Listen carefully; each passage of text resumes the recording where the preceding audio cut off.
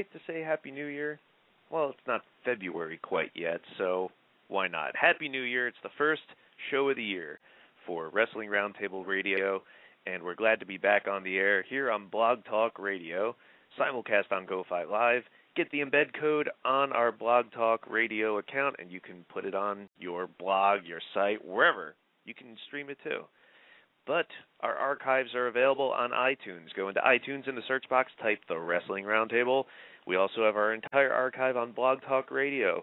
Don't forget to subscribe to us on YouTube, like us on Facebook, follow us on Twitter, and you can watch uninterrupted shows on GoFight Live as well. The number to call is 347-857-4647, and we'll get to you later on because we have a lot to talk about. We got to play catch up a little bit. There was a little hiatus between the last show of 2011 and now. A few weeks off, much needed, and some of that time has been put into getting our latest show up, show number 56, which has our guests, Delirious and Grizzly Redwood, talking about what's more important for wrestling, character or in-ring skill, plus the best and worst retirements. Look for our season finale of Season 4, show number 57, which features the Montreal Screwjob Talk and the Submission Round 5 Q&A coming up either later this week or next week. We'll see when I can squeeze that in because I've been doing lots of work. Some of our site updates before we get into introducing the panel for the night. Firstly, want to point out that now we have GoFight Live events able to be streamed through our site. So if you want to order anything on GoFight Live, whether it's the new ROH show coming up, the 10th anniversary show, whether it's boxing, Muay Thai, MMA, whatever you want to see on GoFight Live, if you're thinking of purchasing it, do it through our site. You can find that in the matches section of our video/audio page.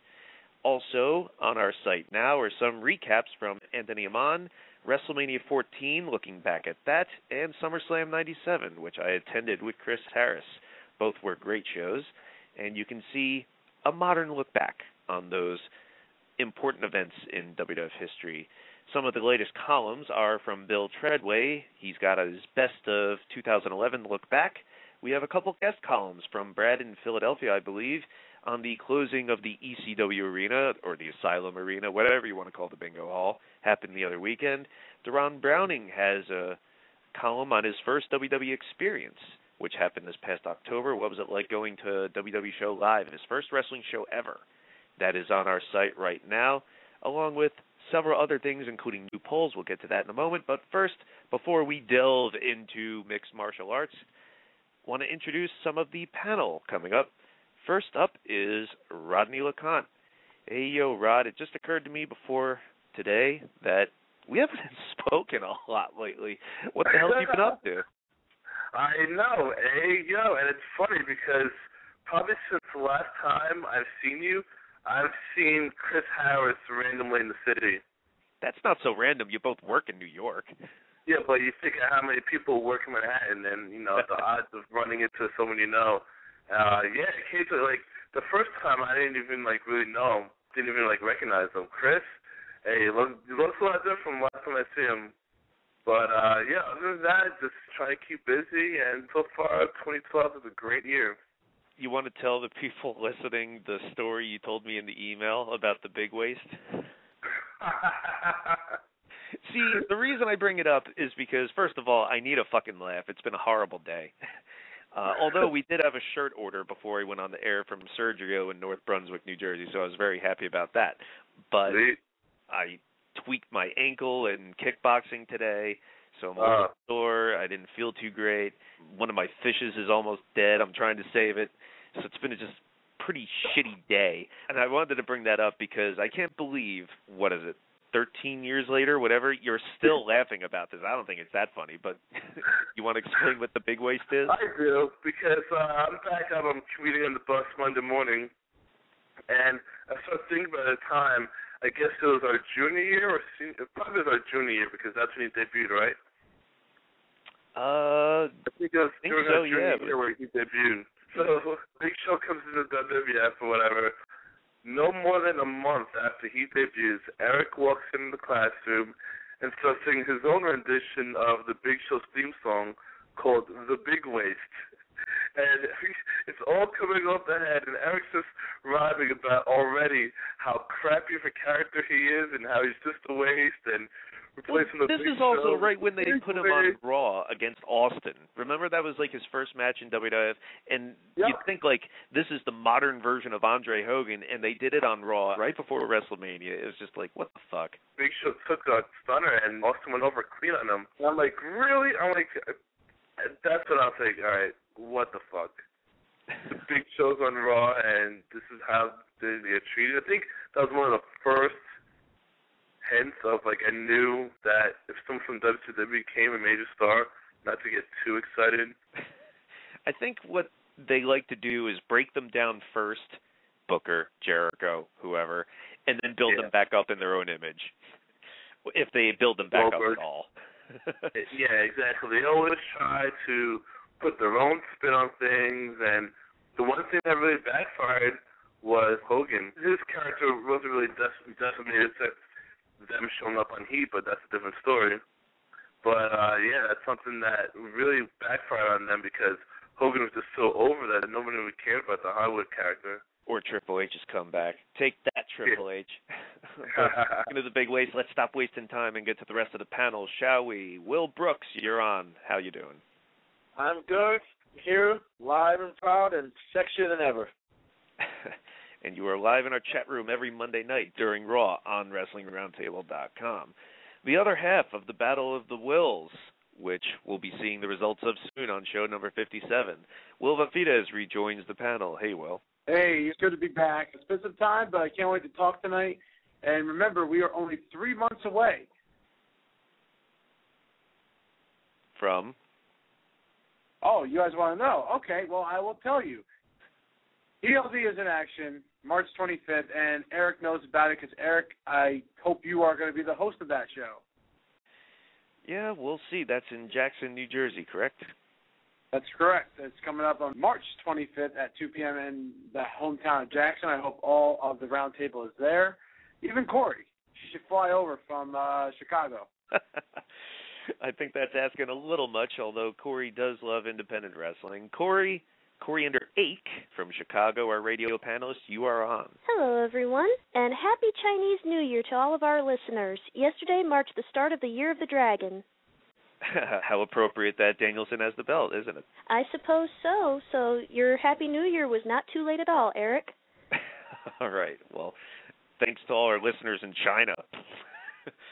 The other radio panelist from Baltimore, Maryland, Amira Rahim. How you doing, Amira? Hi, everybody. Well, let's get right down to it, Amira, because mixed martial arts, specifically Zuffa, has been putting on a whole hell of a lot of shows, and important ones, too. Want to go back to Friday, December 30th at the MGM Grand in Las Vegas, because that historic night saw Brock Lesnar's last MMA fight, but we'll get to that. That's the main event.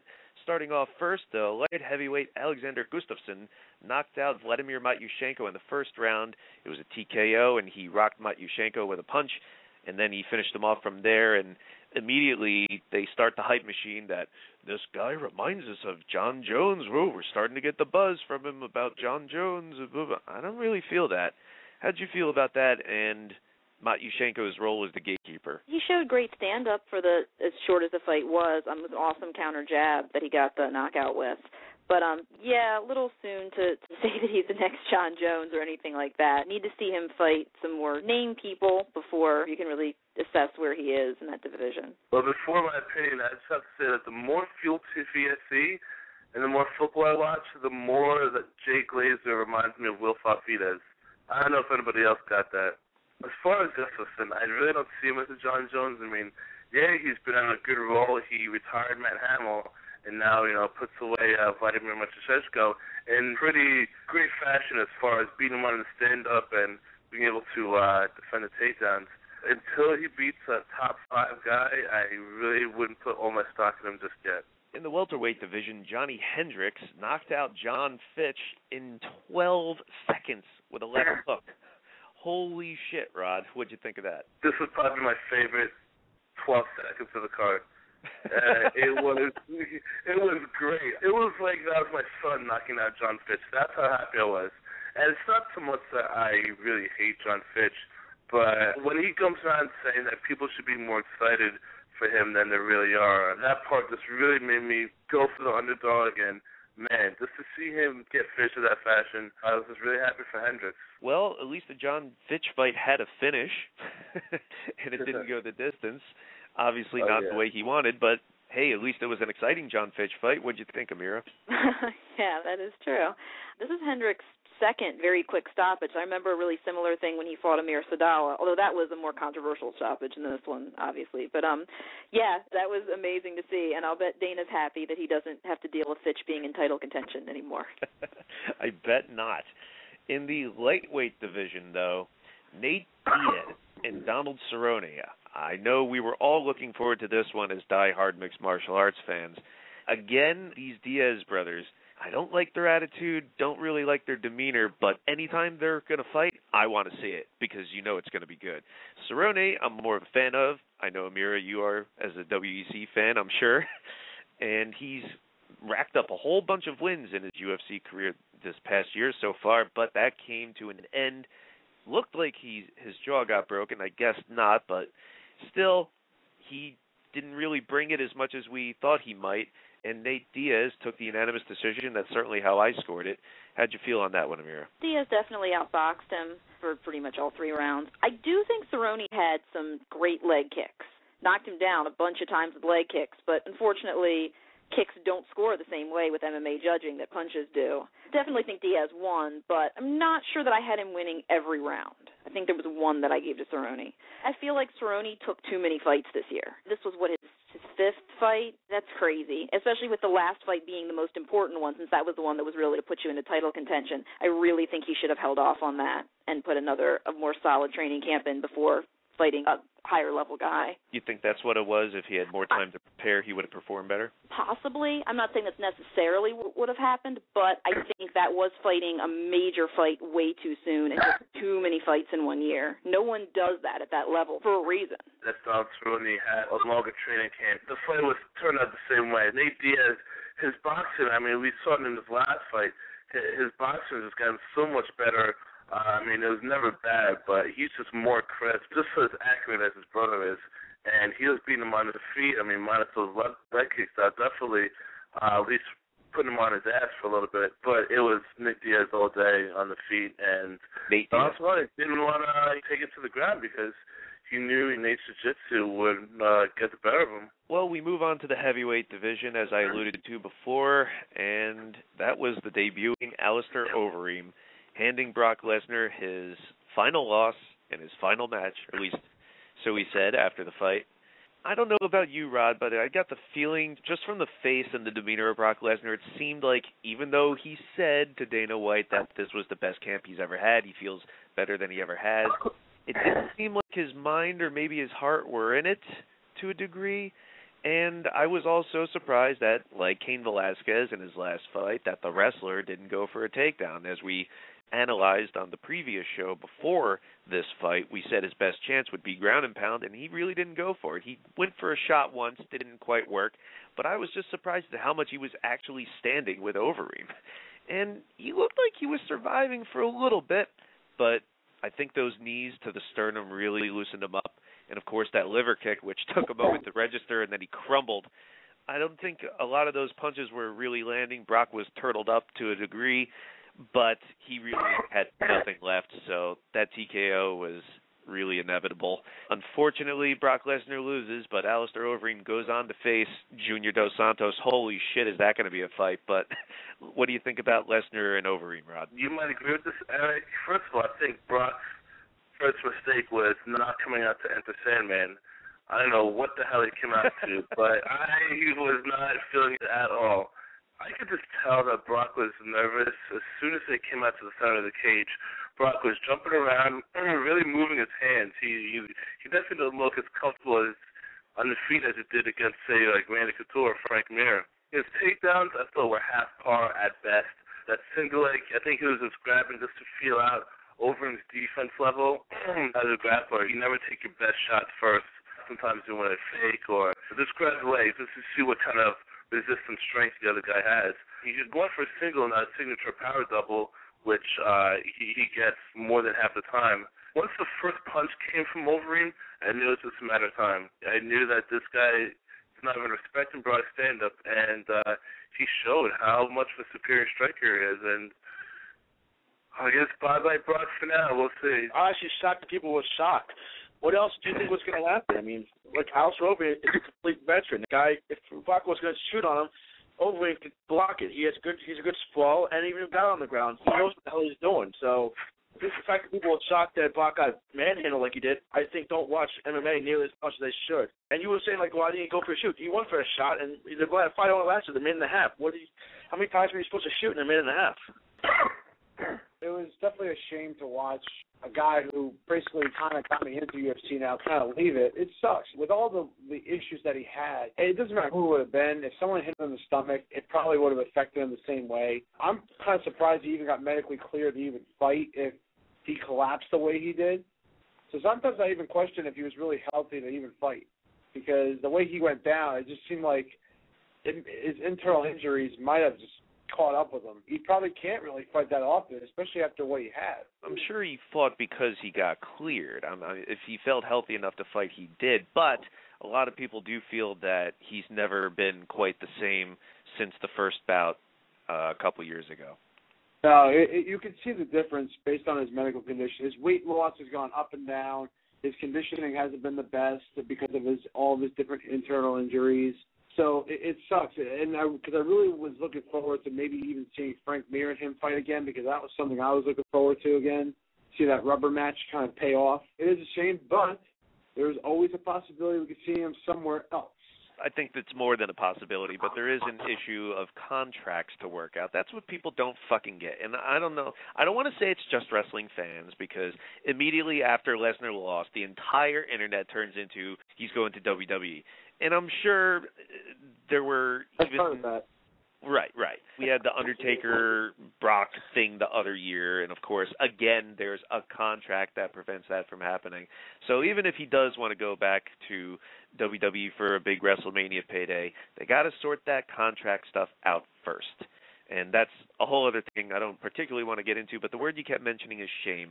And not just myself, others like Overeem at the post-fight press conference, Frank Mir, others came out and said that it really is a shame that Brock's hanging it up. Even though he's older and started his MMA career later than most, and especially with this bout of diverticulitis or whatever it is, he probably didn't have too much left, but still, I really would have liked to have seen a couple more fights out of him, if nothing else. I hope that this doesn't put that label once again of quitter on him, like quits WWE after a couple of years, then he quits football, and then he quits MMA, blah, blah, blah.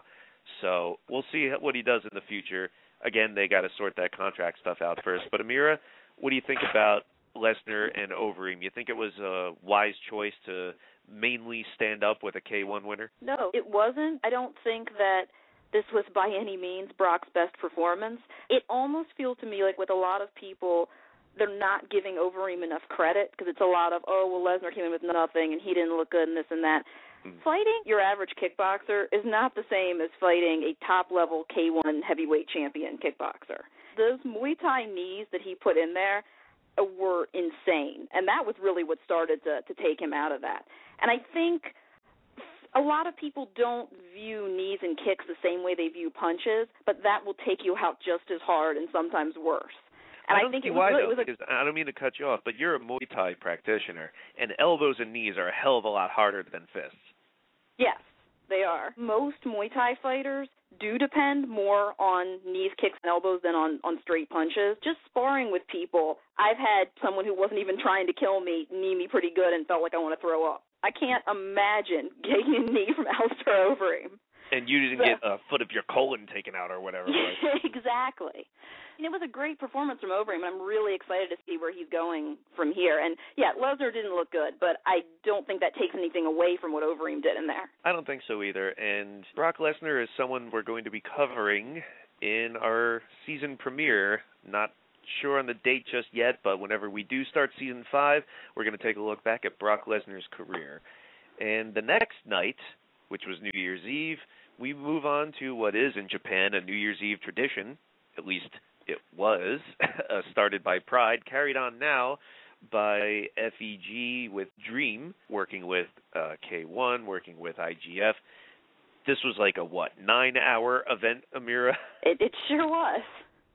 If you were watching it live at 4 in the morning or something ridiculous, you had a long day, and then they had replays that were split up into cut-down form. So you did get to see this, and you wanted to talk about some of the fights. One of them was the lightweight champion, Shinya Aoki, finally defending his title, the bad boy of Japan, defeating Satoru Kitaoka. He won by unanimous decision. How did he do in his long-awaited, at least by me, title defense? First, there was kind of an interesting backstory to this because these two are former training partners and were friends, and there was a lot going on there. That was kind of an interesting side of this. Aoki won this, definitely won every round, but this was really just a story of amazing survival from Kitaoka here because it went to a decision. Almost something of a moral victory for him that he didn't get submitted and made it through all these rounds with him. Just so pure he was heart. like Rocky Balboa. Never close to winning, but really a display of amazing submission defense on Kitaoka's part. In the women's division, the flyweight Megumi Fuji, who the announcers were building up as the best women's MMA fighter ever, defeated Carla Benitez with a first-round submission in an armbar, and I was just really admiring how Fuji was able to just transition. She made Benitez look like an amateur practically, not only going for the shoot, ending up practically in north-south position and then tripping her up, and then Benitez left herself pretty open for that armbar, which of course she got and finished her pretty quickly as she's known to do. So how do you feel about that fight, the performance by Fuji, and that moniker of best women's MMA fighter ever? Fuji's amazing. I actually don't really disagree that much with that. Because she's small and there aren't a lot of fights for small women in the U.S., I think a lot of people haven't seen much of what she's done. But the woman is 25-1, and that one loss was very, very controversial. And having seen that fight, I don't think she lost that in any way. So she's like Fedor a few years ago. Yeah. That was a very, very poor decision. But, she has so many submission victories. She's an amazing, amazing jiu-jitsu fighter. And, submitted Benitez with ease in the first round. Yeah, she's awesome. Now, we are still talking about MMA, but we're going to jump to pro wrestling for a little bit because this show, Inoki's Dream, I guess that's an appropriate pun, featured not just mixed rules, not just MMA, but also pro wrestling. And this is something that I guess the Japanese fans will accept and appreciate, but I don't know if it would work so much here. Probably not at all. But as it was, Inoki's IGF presented several bouts, and I was glad to see another big entrance by Kazushi Sakuraba in his tag match coming out as the Road Warriors. But you wanted to talk about Josh Barnett defeating Hideki Suzuki, and Barnett is someone who wrestles for Inoki often. So how did he do in this worked match? This was a really, really good match. Very different style from anything that you would see in WWE, or actually IGF is a bit different from a lot of other Japanese pro wrestling in some ways. But this was really fun to watch. Very mat-based, but also super high work rate, just all action. And Barnett can work a crowd. And if this was what he wanted to do, he could do this full time. He's great in pro wrestling. Really, really fun to watch. Cuts great promos, really good with the crowd. Just fun. It was really fun to see these IGF matches in there along with the MMA. It would never work here. It would never go over in the U.S., but that's one of the things I love so much about this Dream New Year's Eve show is there's just so much crazy stuff in there that you don't see on anything else. It makes the 9 hours not seem as long when it's just so much different stuff going on. In the main event, it was the heavyweight Fedor Emelianenko returning to Japan. It was nice as a Pride fan to see Fedor in the ring again. And he defeated Satoshi Ishii, who I guess you could call him an Olympic can. He was supposed to have retired from MMA a while back, and now he came back, I suppose. But a former Olympic judoka, but got knocked out in the first round by a Fedor KO. And Fedor, of course, after the many losses he suffered in a row, which really destroyed his aura, has not really done too much to test himself, I'm afraid. He last fought in Russia in an M1 show where he beat Jeff Monson, and when that was announced, I was like, yeah, way to test yourself, Fedor. All those criticisms from Dana White of you're not fighting the best in the world, starting to look more real when you're fighting Jeff Monson. That was a fight I scored completely 30-27 for Fedor, no doubt. didn't get the decisive win. Well, he got the decision, but I mean, he didn't finish him is what I meant to say. He definitely finished Ishii. How do you think Fedor looked, and do you think there's anything left for him, really? There's lots of rumors of maybe he'll get into UFC, maybe he'll fight Lashley, maybe Bellator, whatever it might be. What do you think about Fedor and the fight? Fedor was supposed to win, and he did. Ishii's nowhere. Ishii's nowhere in his league, and so it went the way everyone expected it to go. I don't think it says much about him that we didn't already know. And for his future, honestly, I think he's going to keep doing stuff like this. There's always going to be fights for him like this, especially in Japan. He's always going to be super popular there, and there'll always be stuff like this for him to do. I don't know that I see him doing anything that's going to be super competitive really anytime soon. So they're really planning on padding his record back up, M1 is? In all likelihood, yes. Well, he last fought on a national stage here in America in Strikeforce, and Strikeforce is what we're going to move on to with their January 7th card in Vegas. Strikeforce coming to the Hard Rock Hotel and Casino, but before we do, because this kind of relates to something that happened on the event too, the big story with Strikeforce lately was that the women's featherweight champion, Christiane Cyborg Santos, to the surprise of no one, really, got suspended for PEDs in her last fight a few weeks ago. This really threw the women's division, at least at first, into a tailspin. Firstly, Ronda Rousey is challenging now on March 3rd Miesha Tate for the bantamweight title. I did find it perplexing how 4-0 Ronda Rousey all of a sudden is going to drop a weight class when weren't they supposed to be having a hard time finding opponents for Cyborg, and now we've got this 4-0 former judoka who's finishing women in less than a minute with arm bars and really building up her name, and now she's going to drop a weight class? This was before the suspension. Since the suspension, rumor is they might have just scraped the division altogether. I guess maybe all women will be fighting at 135 in Strikeforce. And, of course, some Sarah Kaufman fans are really pissed off that Rousey hasn't even fought at 135, and she's line-jumping her now because she's the celebrity.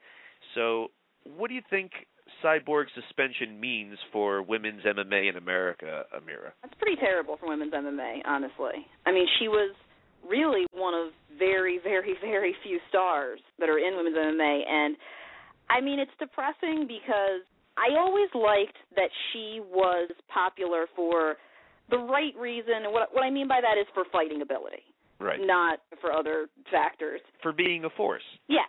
She was really the only woman that I feel like was popular for that reason. So, yeah, that sucks.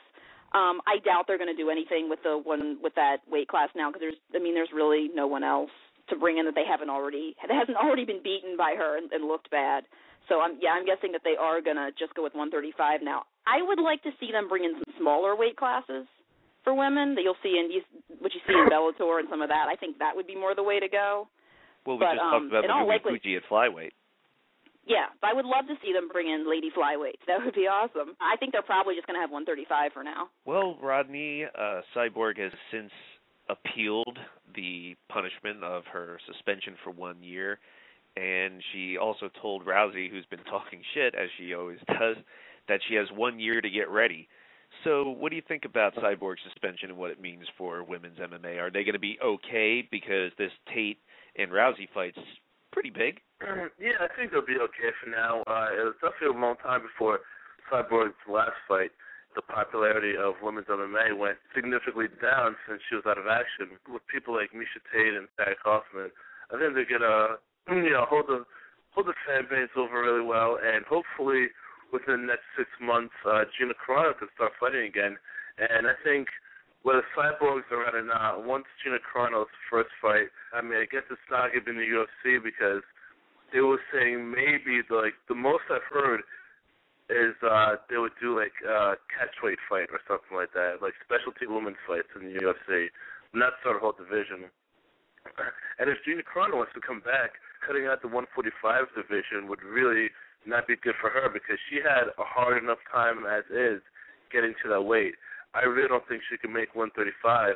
Same for Cyborg. She said it's going to be a real struggle for me to make that weight, but I'm going to try. And then this happened. I think Cyborg could do it before Gina Carano.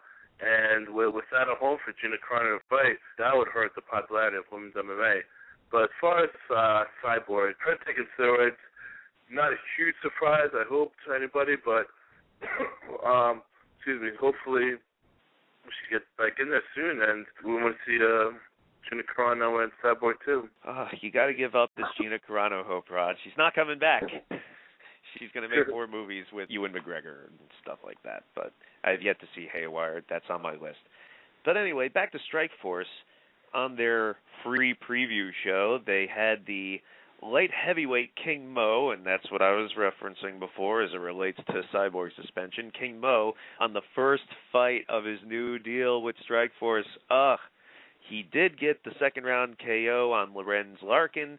His wrestling looked incredible in this fight, and even though Larkin, the only signs of life he really showed, I believe, were at the end of the first round where he landed a couple punches, which looked good, but aside from that, he could not handle King Mo's wrestling at all, and he finished him on the ground with punches, and I think Herb Dean should have stopped it a little sooner than he did. But anyway, before we get to the aftermath, Amira, what did you think of the fight and the performance? Yeah, Mo completely destroyed Larkin in this fight. He had no answer for his takedowns or his wrestling. Larkin's not someone I really see at the same level as Mo, but you see those kinds of fights a lot in Strikeforce. Bad late stoppage in this, though. Mm-hmm. I think Mo got off some 15 or so unanswered shots. That's just ridiculous. And there's just a problem with reffing in Strikeforce. Like, this just happens way too much. Like I said, the first fight back for King Mo after signing a new contract, but then he gets suspended too.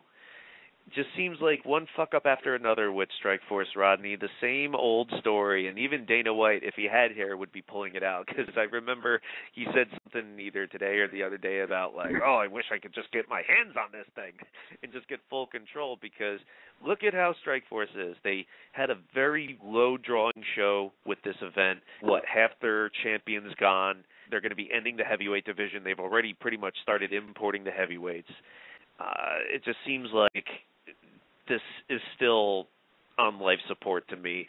Maybe even if it's not Zuffa's intentions to kill it off for the next 2 years, still, just the decisions just seem, and the occurrences too, just seem to be typical Strikeforce. So, what'd you think of King Mo's suspension?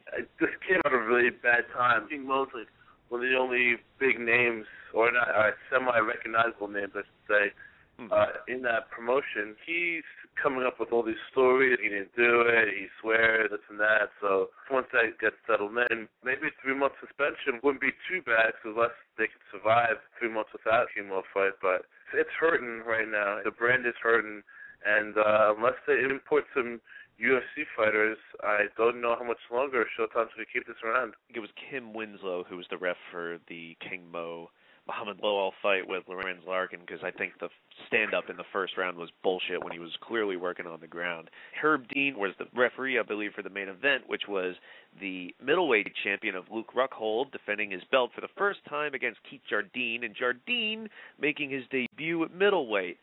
And this was the one where it seemed like this first-round TKO in what was up until then primarily a kickboxing match, it seemed, that finish should have been a little sooner, I think. But as it was, Jardine survived for a bit. He managed to land a few punches, but Rockhold was a little too much for him, especially with that spinning back kick that he landed right in the midsection. He went for it a little too much, I think, but he at least got 1 or 2 good ones in. So what'd you think of his performance, Amira? Rockhold looked good here, but I mean, when was the last time we saw a really great performance from Jardine? I have no idea why he was getting a title shot here, but again, that's Strikeforce for you. Well, does that just not show the lack of roster depth there? Yeah, it's bad right now. They don't have a lot of legitimate contenders, so they end up with things like this. I like Rockhold a lot. I think his fight with Jacare, where he actually won the title, was one of the forgotten gems of last year. That was a really good fight. And I really want to see him fight some higher level competition, which I don't know if that's going to happen while he stays in Strikeforce. But I'd really like to see him fight some top guys. UFC in Rio. Let's talk about Gabriel Gonzaga's comeback to UFC 142, which happened January 14th in Rio's HSBC Arena. Back to the heavyweight division, Gabriel Gonzaga, and man, of all times, it is now the heavyweight division, even with losing Lesnar, which is a big loss name-wise, but the heavyweight division now, even without Crow Cop, is just insane, and we are soon to get Chad Griggs, Bigfoot Silva, the winner of the heavyweight Grand Prix in Strikeforce, which could be either Daniel Cormier or Josh Barnett. Either would be welcome, I think. Yeah, Fabricio Verdum fighting Warren Nelson soon. That's right, Verdum's coming back. This is an insane fucking roster. And Gonzaga comes back in the middle of this and hands Ednaldo Oliveira his first ever loss. Gonzaga looked good, definitely looked good, looked better than he did last time we saw him about a year and a half ago or so. And he flattened about with the rear naked choke. Ednaldo Oliveira tapped out for the first time, lost for the first time. Amira, how'd you think Gonzaga did? Oh, he looked really good here. Didn't last long. This was a tap out in the first round. I think this was Gonzaga's first victory since, I'm thinking, 2009 or so in UFC. He had several losses. Not his most recent fight, but his most recent win. This was a good return for him, and it'll be interesting to see where he goes from here. That was on the prelims on FX for the first time, and then we went to Rio live for pay-per-view. The opener was the lightweight match between Edson Barboza and Terry Edom. And when I saw the ad for this, I was like, wow, I got to see this fight. The highlight reel ending really lived up to the ad because even though it wasn't the most spectacular first round up until then, that spinning wheel kick was one of the best knockouts by kick I've ever seen in MMA. It was just perfect. I don't know if it's right to compare it to the Anthony Pettis wall kick in the sense that I don't know if that could be recreated.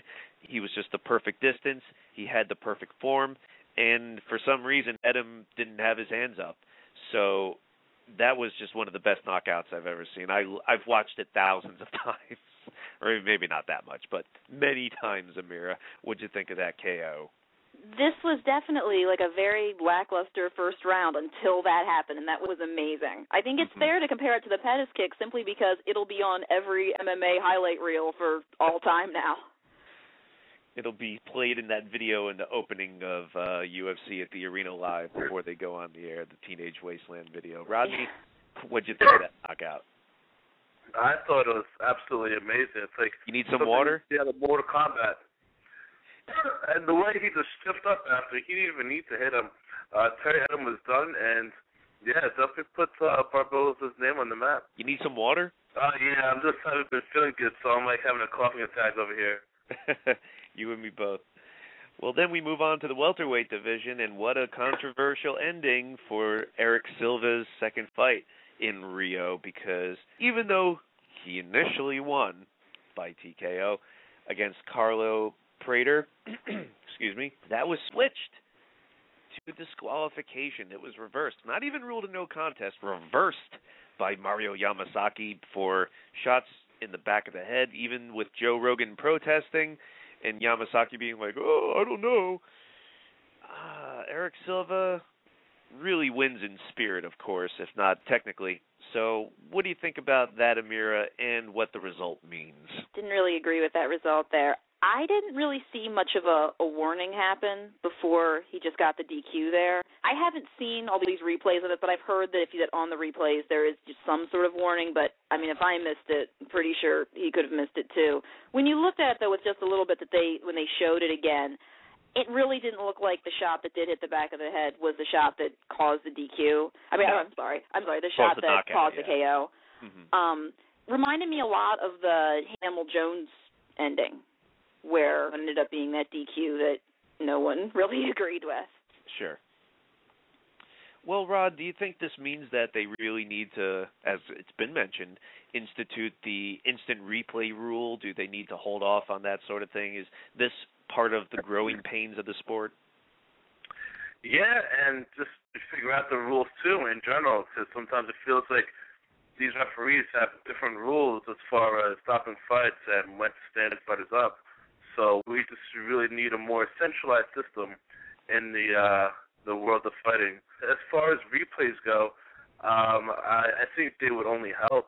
The view that judges have are completely different views of some of the cameras have, and if it's so important in sports like football where you really need to pay attention to the detail, I think it would definitely help some decisions be made in a good way. But especially for such a nuanced sport like mixed martial arts, right? Exactly. Well, then we go on to the middleweight division. This was not controversial. The middleweight, Husamar Palhares, who I tweeted was like the Eugene of UFC, defeaed Mike Masencio in a first-round submission with a heel hook. Husamar looked a little more crisp. I believe that his campers, him or someone, after his last several weird performances, said that he was actually going through therapy with a psychologist or something. If that's the case, seems to have helped his focus because that heel hook was pretty vicious. What'd you think, Rod? He just has really, really dangerous submissions. This guy's been in a roll, and people are really talking about him being 1 or 2 fights away from a title shot. He's only had 2 losses in the UFC. That kind of controversial one. I mean, with this guy, the controversy seems to follow. With another man, controversy named Marquardt, and his one loss to Dan Henderson, which I thought was a closer fight than most people remember. This guy is like a small jackhammer with dangerous submissions. He's like the Manny Gambarian of the 185 division. I'll be really excited to see if he goes against either Damian Maia or any other opponents that they have lined up. Amira? He loves that heel hook. It's crazy how many times he's gotten that submission off. It was good to see that he actually let it go when the guy tapped this time, unlike before. I would really like to see him fight like a Maia type. I want to see him fight another top jiu-jitsu guy. Well, it was supposed to be a middleweight bout, but it ended up being a catchweight bout between Vitor Belfort and Anthony Rumble Johnson. I think the rumble was in his stomach because even though he was a middleweight in the Warrior movie, he weighed in 11 pounds overweight, and this is the 3rd time. Even though physically he looked good on the outside, it's just in the wrong weight class, man. And moving up a weight class was supposed to prevent this, but it didn't.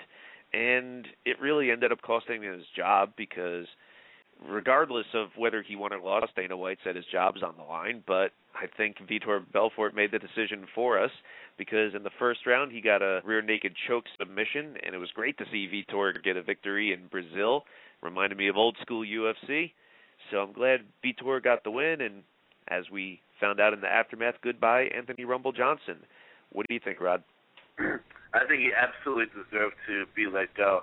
To come into a 185 bout where this guy seemed like he was having trouble making 170.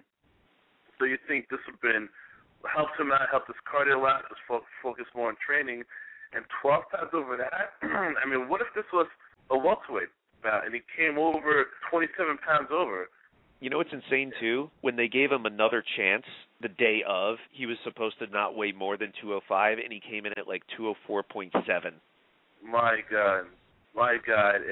This guy either needs to fight a lot heavyweight or if he wants to fight in the UFC again and just accept his size. That, to me, is just really unprofessional, especially when your opponent is fighting hard and skipping meals in order to make weight, disrespect to the organization. I think there should be, besides the 20% loss of purse, just harsher punishments for missing weight. Like, if you miss weight, then you wouldn't be allowed to win any sort of bonus, whether it's knockout of the night, submission of the night, fight of the night. I just don't think it's fair. And I think he deserved it, but like Dana White said, he likes him. We'll see if he can make weight and be professional outside the UFC. But I think if Anthony Rumble Johnson proves himself, we can see him back in the UFC by the end of the year. Hey, there's always Strikeforce. Yeah, it's always Strikeforce, yeah. He could be a title contender. Choose a division. Yeah, that's so unprofessional. It's just unbelievably unprofessional. In this fight, yeah, he clearly had nothing once it got out of the first round, which is what'll happen when you have those kind of issues with weight cutting and just I don't know what his deal is, if he doesn't know how to cut weight right, if he's just walking around too heavy, which is probably what it is. I mean, that's ridiculous, though. I noticed that this was stood up as much as possible in the fight. It seemed like as soon as it would go to the ground, it would get stood back up, but that's fine. I really didn't care too much because it was, I mean, if you're going to show up like that, I'm not going to feel too bad for whatever happens to you. Well, Amira, baby, when you talk like that. Anyway, the main event, it was the featherweight champion of UFC, Jose Aldo Jr., once again defending his title, this time against Chad Mendes, and I know this was a fight you were really looking forward to. And what's really amazing about Jose Aldo is keep in mind that he's been the featherweight champion going back to WEC, so he's got that lineage too. But what have we said about his first couple fights? That he really wasn't living up to this highlight reel reputation. They show all these great highlights from WEC and stuff, and you're like, where is that guy? Well, with 1 second left to the first round, we saw him. Chad Mendes, I guess, seemingly going for some sort of shooter takedown, and bam! A knee right in the face. And that celebration afterwards, after we got to see what we fell in love with in the WEC with the Jose Aldo we know, that celebration afterwards in the crowd, I really felt was a star-making moment. I really hope that he's put up there into the upper echelon of UFC marketing after that, because this guy is it. So how'd you feel about that, Amira, and the fight? I mean, that was an incredible KO with that knee. That was just absolutely perfect placement on that. That said, I actually did like Mendez's strategy. He definitely went in there and fought his fight. He didn't try to get into some stand-up battle that he was never going to win. He was, looking for takedowns the whole time. And as cool as that KO was, I certainly don't wish it didn't happen or whatever, but I kind of would have liked to have seen what would have happened if this had gone a little bit longer, simply because it seemed like towards the end of that round, he was figuring out how to get him down. And he was starting to realize that takedown from behind against the cage was starting to work. It always bothers me when someone grabs the fence and clearly prevents a takedown, and you never get a point taken the first time you do that. I would be for seeing that, because I think that does change the course of fights. And there was definitely an incident of that at the very end of that round when he had him up and he clearly grabbed onto the cage. I don't like that. As much as I love Aldo, that always bothers me when I see people do it. So not to take anything away from how cool that KO was, because it truly was, and that's incredible skill, but I hate that fence grabbing stuff. Yeah, I agree about the fence grabbing. That's the move that fighters use out of sometimes instinct, and they don't even think about it. They do it to see how much they can get away with. Which is good and can cause fighters fights, and I think if Tito didn't do it in his first fight against Rashad, that he would have beat him. Anyway, as far as the fight goes, I think it was the old Jose Aldo that we saw. He started hitting with those vicious leg kicks. His takedown defense was excellent. I mean, for a wrestler, the strength and with the skill set of Chad Mendes, for him not to be able to take Jose Aldo down is this incredible takedown defense on the part of Aldo. This is a great combination of mixed martial arts. To go from stopping a waistline takedown to turn around and hitting him with a high knee like that, it was just an incredible show of skill, and just how Aldo puts things together is insane, because no one really trains that combination in training. So just the way his mind works, and it was just an incredible win. And now it's just who's next for Aldo. That's the big question. Who in the 145 division is left, or which 155er is going to drop down and challenge him? We have one more MMA event to go before we move on to pro wrestling and the rest of the show, but it's one that I really want to talk about because it was UFC on Fox 1, Rod, this past Friday, January 20th, from Bridgestone Arena in Nashville. And the reason I really want to talk about it is because being that it was the first show on FX as part of this new Fox deal, really the first of the year with the new Fox deal officially, it made me think about, man, what if this was on Fox? What if this was the first Fox show? Because I think this was a great variety of MMA. This, if your first impression of mixed martial arts was this show, it would have given a better scope of what mixed martial is as opposed to the minute and 4 seconds that JDS and Velasquez did. Of course, none of these guys are names, and I understand that. Well, some little names in the UFC world, but nothing GSP, Brock level, whatever. But still, I thought this was a great show, and I can only imagine how this would have played out on Fox. You got 4 fights, and they even showed a prelim. So just everything went right this time. And the first fight was the heavyweight division between Pat Barry and Christian Morecraft. Christian Morecraft, who on Twitter I compared to Biff from Back to the Future, and I mean future Biff from Part 2, incidentally, or maybe those ugly bulldog-looking guys or whatever with guns from Fifth Element. He lost after a brilliant duck and left hook from Pat Barry. I'm glad Pat Barry, because I find him so likable, got a win, because it seems like his biggest fights, the one with Crow Cop, the one with Stefan Struve, the one with Chuck Congo, he loses. And it was great to see him really grow as a fighter, too, because as soon as Christian Moorcraft tried that armbar, I thought it was over. I really thought it was over, and the way he was able to counter that was just great. I was so happy he survived, got back to his feet, and got the win. And he even joked that he's not going to cut his hair until he gets a submission win, so he's going to end up looking like Clay Guida one day. So what'd you think, Rod, of Pat Barry's comeback? I thought it was a great win. I was really happy to see Pat Barry in the win column again, because he's a great guy. I listen to his interviews. He seems like a genuine, funny guy, someone that you could picture yourself just hanging out and talking with. So, I was really happy to see him get his hand raised. And I was scared a little bit for him, because I thought he was going to get submitted that armbar. That's been one of his weak points. I think he still has to work on the grappling aspects, especially when he's going in such a constantly competing in a wrestler-heavy division like the heavyweight division. With more grappling experience, this guy could start to be something, and we'll see what the future has for Pat Barry. Well, with a division that has guys like Frank Mir in it, you're definitely going to need to have some ground game. Yeah, it was great to see Pat Barry with some submission defense. He definitely has work to do on the ground, but like Rodney pointed out, he got out of that armbar. I think that was more than we expected. He was so funny after the fight. That interview was great. I loved how he mentioned that people think his jiu-jitsu coach is James Toney. So that was funny to me. But yeah, it was good to see him get a win. He definitely needs ground, especially at that size, if he's going to continue in heavyweight. Really tough to continue as just a straight kickboxer when so many of the guys are going to be so much bigger than you. Moving on to the bantamweight division, Mike Easton, who I believe is one of those little demons from the gate, also known as the Hulk, defeated Jared Papazian via majority decision. Now, I certainly scored it 29-28, so at least one judge agreed with me, but Mike Easton gets his second win in UFC, certainly a rising star in the bantamweight division, and that's one of your favorites as far as divisions go, Amira. So what'd you think of Easton's performance?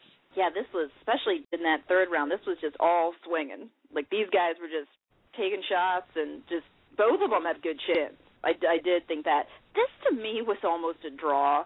It was really hard for me to call this one either way. If I had to choose, I would have given it to Easton. But, yeah, he looked good here. It was a fun fight to watch. I didn't think he looked spectacular, as in close to a title shot or anything like that, but definitely an up-and-coming guy in bantamweight, and they need guys in that division. And given a few more fights, I'm probably going to see some good stuff from him in the future. Scott0020 in our chat room said that was match of the night. I thought so, too, and I don't know how it didn't win fight of the night. Rodney, what'd you think of what spiritually was the fight of the night, at least? I think so. I think when you were talking about how you wish that this was on Fox, I'm sure this fight was part of the reason why he said that. Great back and forth fight. These guys proved to be very athletic, didn't really lose out of their gas tank towards the end. They had the same energy, same fast pace, both had great skill, but yeah, I would have to give the aggression factor and overall skill factor to Mike Easton, and I think he deserved the win. The decision was razor thin, I think. Welterweight Josh Neer got the win over Dwayne Ludwig. It was a technical submission because he choked him out. And what was really scary to me, actually, firstly, I should mention that it was nice to see Neer come back after what looked like he was on the outs, at least as far as the round goes. But he grabbed him in a guillotine, and what was scary to me was, especially on the replays, I felt this. You could see that Ludwig was looking like he was about mid-tap, and then he just went out. Like he was going to tap, and then all that air just got cut off to his brain and plop. So, technical submission win for Josh Neer. Rod, your thoughts? I'm not really a big Josh Neer fan, so I was going for Ludwig in this fight. I really thought that Ludwig could outstrike Josh Neer. Josh Neer proved to have the better grappling, and yeah, I think once we got that elbow, really choked into the throat, that high elbow guillotine, and once he hooked his leg with his body, he had it, and Ludwig was moving. So, yeah, great win for Josh Neer. I don't think that he could really exceed in the welterweight division. Yeah, I don't think Neer is is ever going to compete at a top level in that division. Great submission. I didn't think that he looked great on his feet. I also think that he happened to spit that mouthpiece out at a very opportune moment, because he was definitely getting he was a little bit out of it and then got a chance to recover when he picked that up. But that aside, good submission, but I think just a mid-level guy, probably. Well, the main event of the FX card was in the lightweight division.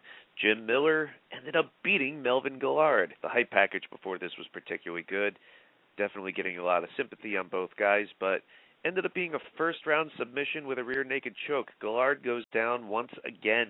Kind of disappointing to see him go down again so quickly, but at the same time, Jim Miller getting back on the winning track.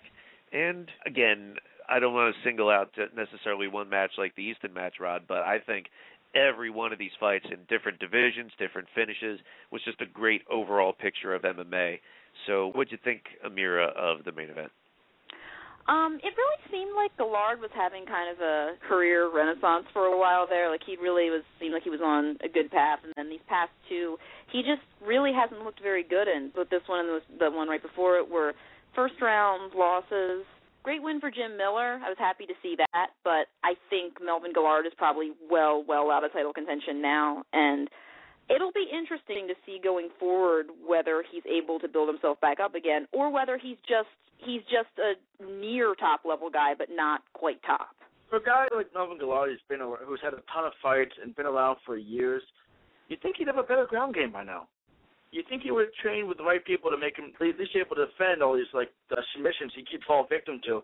I've seen him getting choked out like 5 different times already. Stand-up wise, he's one of the better guys in the UFC. But if you keep getting choked out, don't fucking matter how well you can throw a punch when you're laying on your back. The impression I get from Guillard is that, he's got some sort of star power, he's got great skills, but he needs to tighten up some of his game to be in the upper echelon of a very competitive division as it is. He just needs to know how to defend stuff. That way you can showcase how great his talent is. I was very surprised on how quick he was being. I think the last fight he had, he got beat pretty quick too. Will Brooks makes a point with his defense really needs to.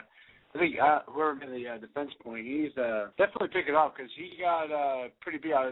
I was hoping he'd win. Obviously, he's been kind of being a little bit on the down streak lately, but this guy's had more MMA fights than most fighters, I think. Anywhere, and he's still very young to still keep going, so he still has more to go, but yeah, I think he needs to improve a little bit on his defense, because it seems like the last 2 fights, either he's been taking them too quick, or it just seems like he's not been being able to defend himself. Yeah. I would have been very surprised if the fight didn't play out as it did on Friday night. I really knew that with Jim Miller's grappling, he was eventually going to weather the storm, be able to take whatever Guillard's got to throw at him, and once he either got his back or got a takedown, I knew that it was going to be it for Melvin Guillard. You talk about Rich Clemente, Joe Stevenson, Nate Diaz, Joe Luzon, all choked out Guillard either by rear naked or by front guillotine. And you would think he would have a defense by now. That was one of these are some of the basic moves in MMA. Defending these is pretty much jiu-jitsu 101. Jim Miller's a tough opponent, so losing to him is nothing to really cry about. Depending on his next fight, I think we'll really see if he may need to go back to Jackson. He's switched camps. He's training at the Black Zillions now, and I personally don't think it's a smart move, but we'll see if this kid's doing the right thing or not. Well, we did it. It only took about an hour, but we made it through all the MMA shows. We got caught up, so thanks a lot, Amira and Rodney. We're going to move on to pro wrestling, so we're going to go to some calls too. But first, I want to go to some poll results, because we've had polls up there for a while, and we have some new polls on there. The results from the previous ones are here. 1, if Brock Lesnar ever did come back to WWE, who would you want to see him face? 6% voted for 2 people at the bottom. Randy Orton, which goes to show his star power compared to some of the others, and Jack Swagger. I was just throwing that out there because I was thinking he's the closest thing to Brock that we have now. So really that was my vote. So maybe it could be a U.S. title match, Rod. Hornswoggle got 11% of the vote. Oh, you jokesters. Always got to go for the easy joke. answer of Hornswoggle. 19%, moving on up, voted for CM Punk. And that would have been my vote, Rod, if it was a shoot. You would love that, huh? Second place went to John Cena, 26%, which is funny because Backlash 03 was Brock Lesnar and John Cena. Back when Cena was really starting his run, that's where the FU came from in response to the F5. Although it's just the attitude adjustment now because we're PG. But still, yeah, that was really before Cena became Cena. So that would be a pretty awesome match now. But number one, and Rod, can you fucking believe this? Because I can't. Number one, with 32% of the vote, The Undertaker. I knew it. I Again? knew it. Again? I know, again. Why would we just have Brock come back and fight the Big Show? Because we haven't seen that. Well, geez, Undertaker now does a Go-Go Plata, so he does MMA too. Oh, God, no. I mean, you talked about the Brock with the smiling Brock going against Cena back in 03. I really don't even know who would I want him to see him go again. Have him fight The Rock again. Screw it. Okay, but I mean, still, Undertaker again? Firstly, it's for the third time, and Undertaker has, 1.5 more matches left in him, and I don't want to see it wasted on Triple H either, but I don't want to see it wasted on Brock, because there's no way fucking Brock's going to win that, but at any rate, it would be. That would be great. He comes to beat Undertaker and never sees him again. So, the other poll, speaking of Undertaker, is about his brother. And that was, what's a better reason for Kane attacking John Cena than being, quote, pro-hate, as I put it. 5% of the vote went to Cena didn't shake his hand backstage. That bad locker room etiquette will always come back to bite you, won't it? Well, unless you're CM Punk. But anyway, 6% of the vote went to he hates jorts. That's as good a reason as any. Although, I guess Kane could attack Bret Hart, too. 6% of the vote also went to he mistook him for Mark Henry. Hey, it was dark. 19% went to he figured, what the hell? Like Jack Burton, what the hell?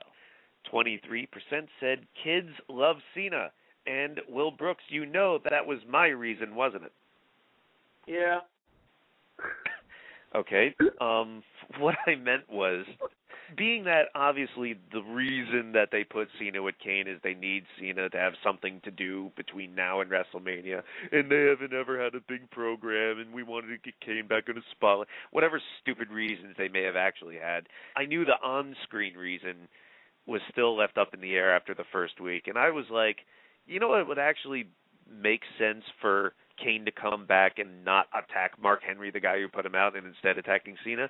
Well, didn't Piper, in that promo around Survivor Series time, they seem to have made this into a thing now, is that Cena's being booed a lot. He needs to address it. He needs to embrace the hate, as Kane said.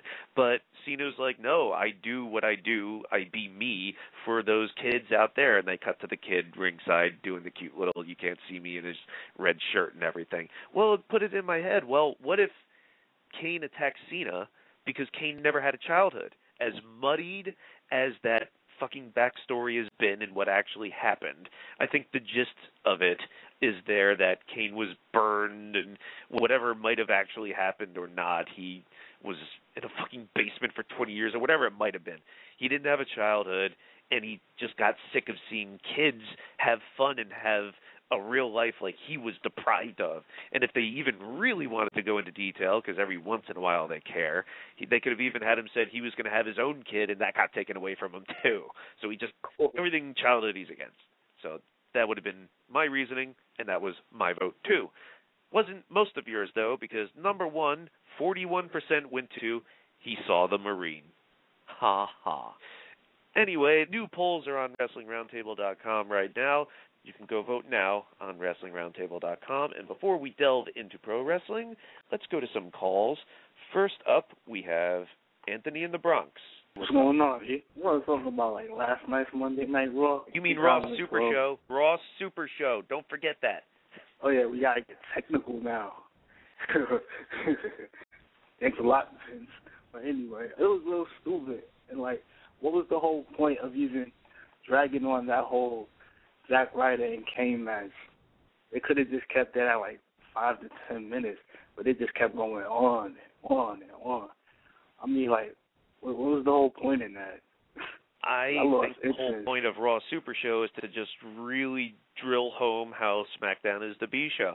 And I point out Raw Super Show because it just tickles me that everyone SmackDown is on Raw every week. Like, that's just a standard thing they do now. Could you imagine when the brand split fucking started 10 years ago? The whole purpose was to keep the roster separate. Oh, no, one day everyone's going to be on Raw, but not SmackDown. Like, everyone on SmackDown can be on Monday nights, but no one from Monday night really bothers showing up on Fridays much anymore. The whole thing's just stupid to me. But anyway, anything else? You ever wonder why they stopped pushing Alex Riley? Because they give up on people way too quick. They have a problem with pulling the trigger in the past several years.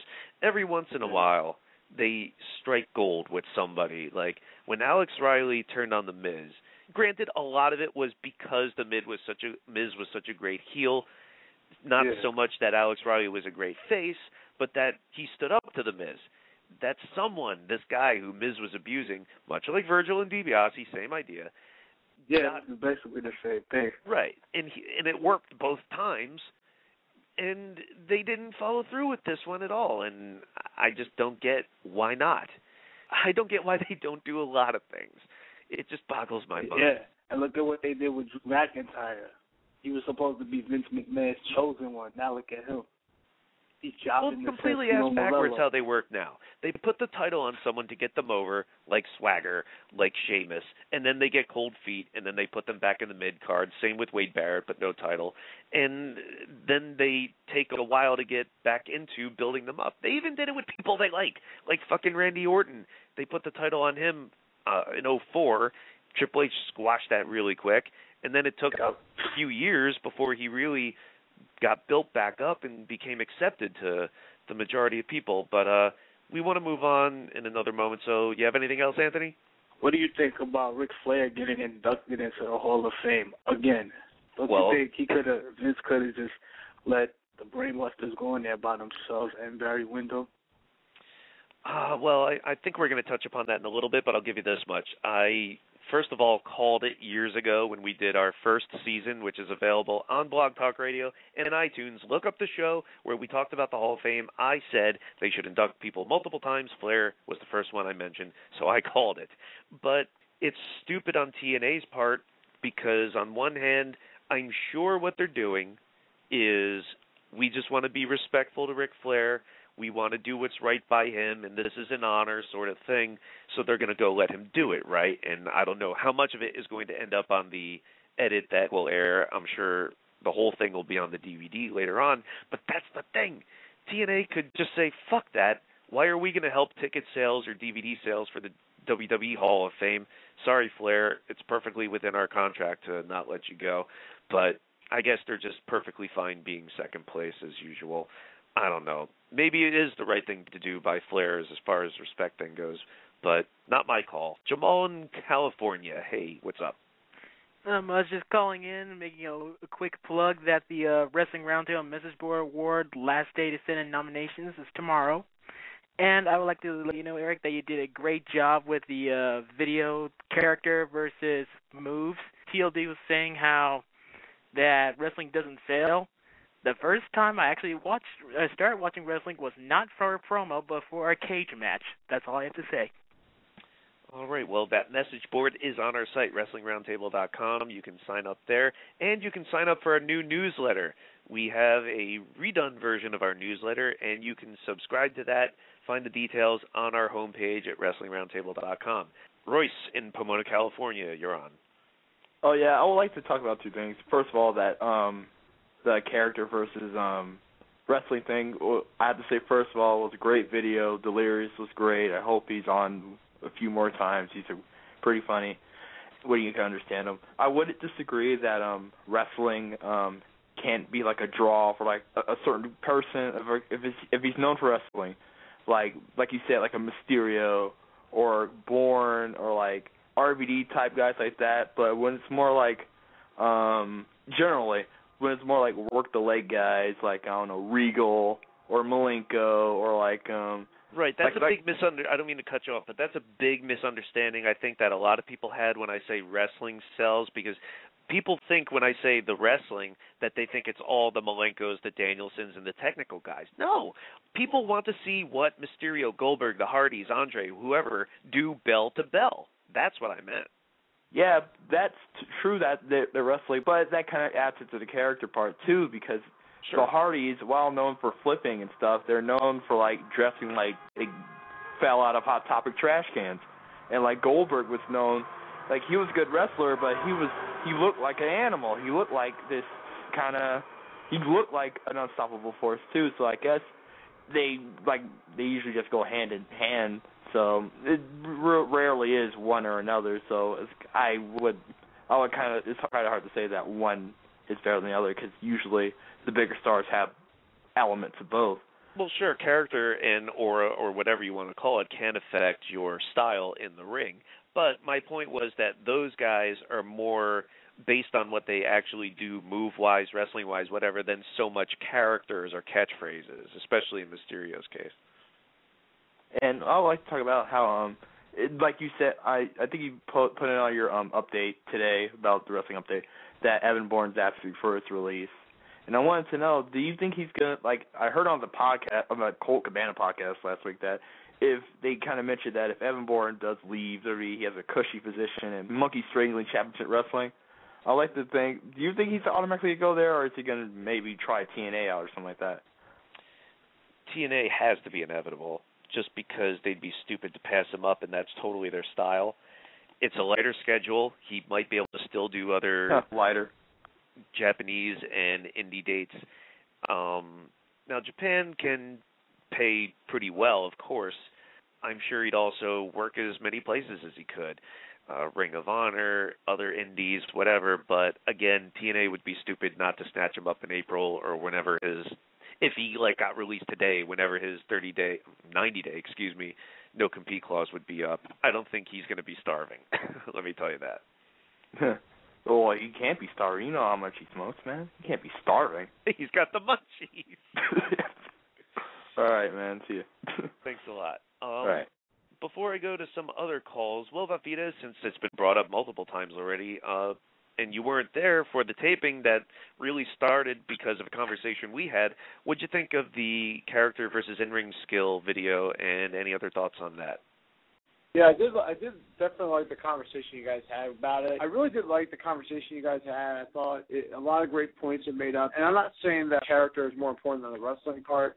I mean, I think it has a bigger draw business-wise, and I think it's what most people look forward to more than the wrestling. And there are some situations where the wrestling does work, where like someone like a Kurt Angle. But when you look at Daniel Bryan as a perfect example of today, a lot of times he was getting booed, even though he's such a good wrestler and he's a talented guy, he just has nothing going for him until they started turning him heel. And this is my point, where they have to do those things because they have to convince people that now he's becoming the coward champion, and that fits him better. And he's getting more. I think he's getting noticed more when he's doing a character like that, where guys who we don't speak of are just talented overall.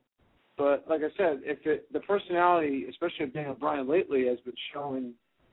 That just tells me right there that a character does mean a little bit more than the wrestling ability that you have, and that goes true for guys like Hulk Hogan, or even Ultimate Warrior is a perfect example of that, where 10% was wrestling and 90% was character. But I think you guys hit the nail on the head, where there's multiple opinions. There's no wrong or right answer. It's just basically all opinions on it. And everyone's going to be different. So overall, I think that the conversation made the point of everyone's got different views, and hearing it from two pros in the business also is a benefit to hear from as well. Well, wrestling may be an art, may be a science, may not be an exact science, but yeah, I thought it was a well-rounded conversation as well with different viewpoints, and I'm glad you shared yours. And you can share yours too if you want to leave comments on our blog talk. iTunes, message board, YouTube. Join the conversation because it drives me fucking nuts. And I have been in a foul mood this year. I don't know why. I've been carrying a lot of anger around the past month or so. But it drives me nuts, like in the best and worst retirements one, when people leave comments like, well, what about, or you forgot, or blah, blah, blah. No, we're not talking for an hour. If there's something we missed, and maybe some stuff is obvious, like Arn Anderson or the Stan Hansen retirements in Japan, or Vern Gagne's retiring with the fucking belt. There's been some really good ones. But if you have something to add, go right ahead. That's the idea. Join the conversation. And also, for all you people who keep saying that we should talk about Best and Worst of Survivor Series or do tag teams or whatever, please, for the last fucking time, because I'm just sick of repeating it, look up our old shows on the website. We have a whole listing of what every show we've ever done is and what we've talked about. Those are available on iTunes and Blog Talk Radio, if not YouTube and Go5 Live. So we have plenty of stuff for you to listen to there, and we might have covered it already. So please don't make me hold your hand for everything. Just go and double check. Let's see who else we have on. We have Ben from Austin, Texas, I believe. Ben, what's up? I was watching the Best and Worst retirements for wrestlers, and for me, it will always, and even though he came back a few weeks later, like y'all said on the show, but when Cactus Jack or Mick Foley lost the Hell in the Cell, me and my, at least my younger brother, were devastated because he was kind of like, he was our favorite wrestler because we were all kind of heavy set, and he wasn't the guy he wasn't Triple H. So when he went out, it felt, we felt it. That to me will be always the best retirement, even though he came back a bajillion times later. And he's currently back now, I guess. Right. And it was touched upon in the video, but I didn't really get to fully explain why it sucks so much, is because before the No Way Out match, he not only lost a pink slip on a pole match to The Rock that the McMahon-Helmsley era forced him into, so it was kind of a retirement over there, but not a real one, of course. And then there was the Great Rumble match, the street fight in MSG, and then this No Way Out match where his career was on the line. And that was pretty much supposed to be the final one, correct? So going into this, he's like, this is not going to be where I come back in a couple weeks, probably referencing his longtime friend Terry Funk. But then, like I said, he came into WrestleMania 2000 obviously and completely out of shape because he wasn't expecting this shit. And what really sucked too, with McMahon's offering him this big WrestleMania comeback and payday, and how's he going to pass that up? Of course, what really sucked about it is Mick Foley was finally in a main event of WrestleMania and for the title, and it was that shit. You know what I mean? Yeah. And he didn't even win. I know. We ordered WrestleMania just to see him win, and that was a waste. What else is on your mind, Ben? Zack Ryder. I see the IWC or just people in general, people I know in real life, people I work with, love this guy. Mm-hmm. And I don't see what's so special about him. Whether it's his gimmick or I don't find the gimmick annoying. I just find okay, they're trying to keep up with the time they get, but nothing. He's had no classic matches. I don't see why he's so over. I don't get it. Well, you gotta understand how he got over, man. You gotta understand it comes from this YouTube show, man, the Long Island ID, True Long Island Story. That he did something completely no one else has ever done. It took a long time for it to get over too. I mean, it didn't start getting steam until like episode 20-something. That's like 4 or 5 months right there. So, but it was very funny. He came up with his own character, and he just made it work, and he got people to believe in him, and when people believe in you, your face, you're pretty much golden. Well, I guess that goes along the same lines as Road Dogg, really. And I was saying on the show that he's pretty much a catchphrase, a couple chords, and not much else. That's not to say he's a bad wrestler, but nothing special. And he got himself over, and that's what people still remember 12 years later and shit. So in a similar sense, Zack Ryder got himself over with comedy and character shit. So let's go to 315. I believe that's a New York number, but 315 area code, your name and location, please. Yeah, this is Jeremy from Messina, New York.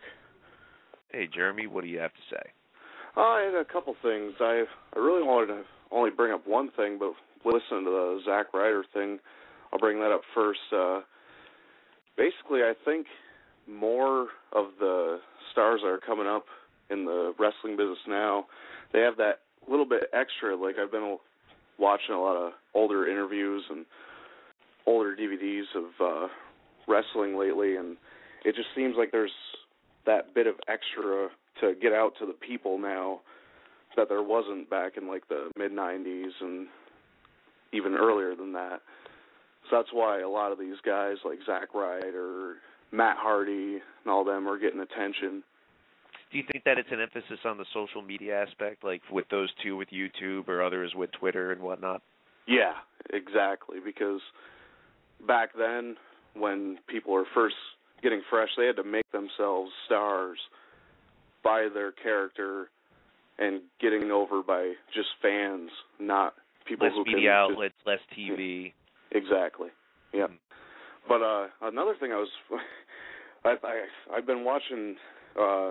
and listening to some of the old, they're not really that old, but those Jim Cornette shoots or whatever on YouTube. I thought those were kind of funny, just for the aspect of you kind of see how he can be right with a lot of the ways that people are being built up nowadays, and how the image that it kind of seems to be portrayed on TV now with TNA, WWE, they don't have as many big stars as they did.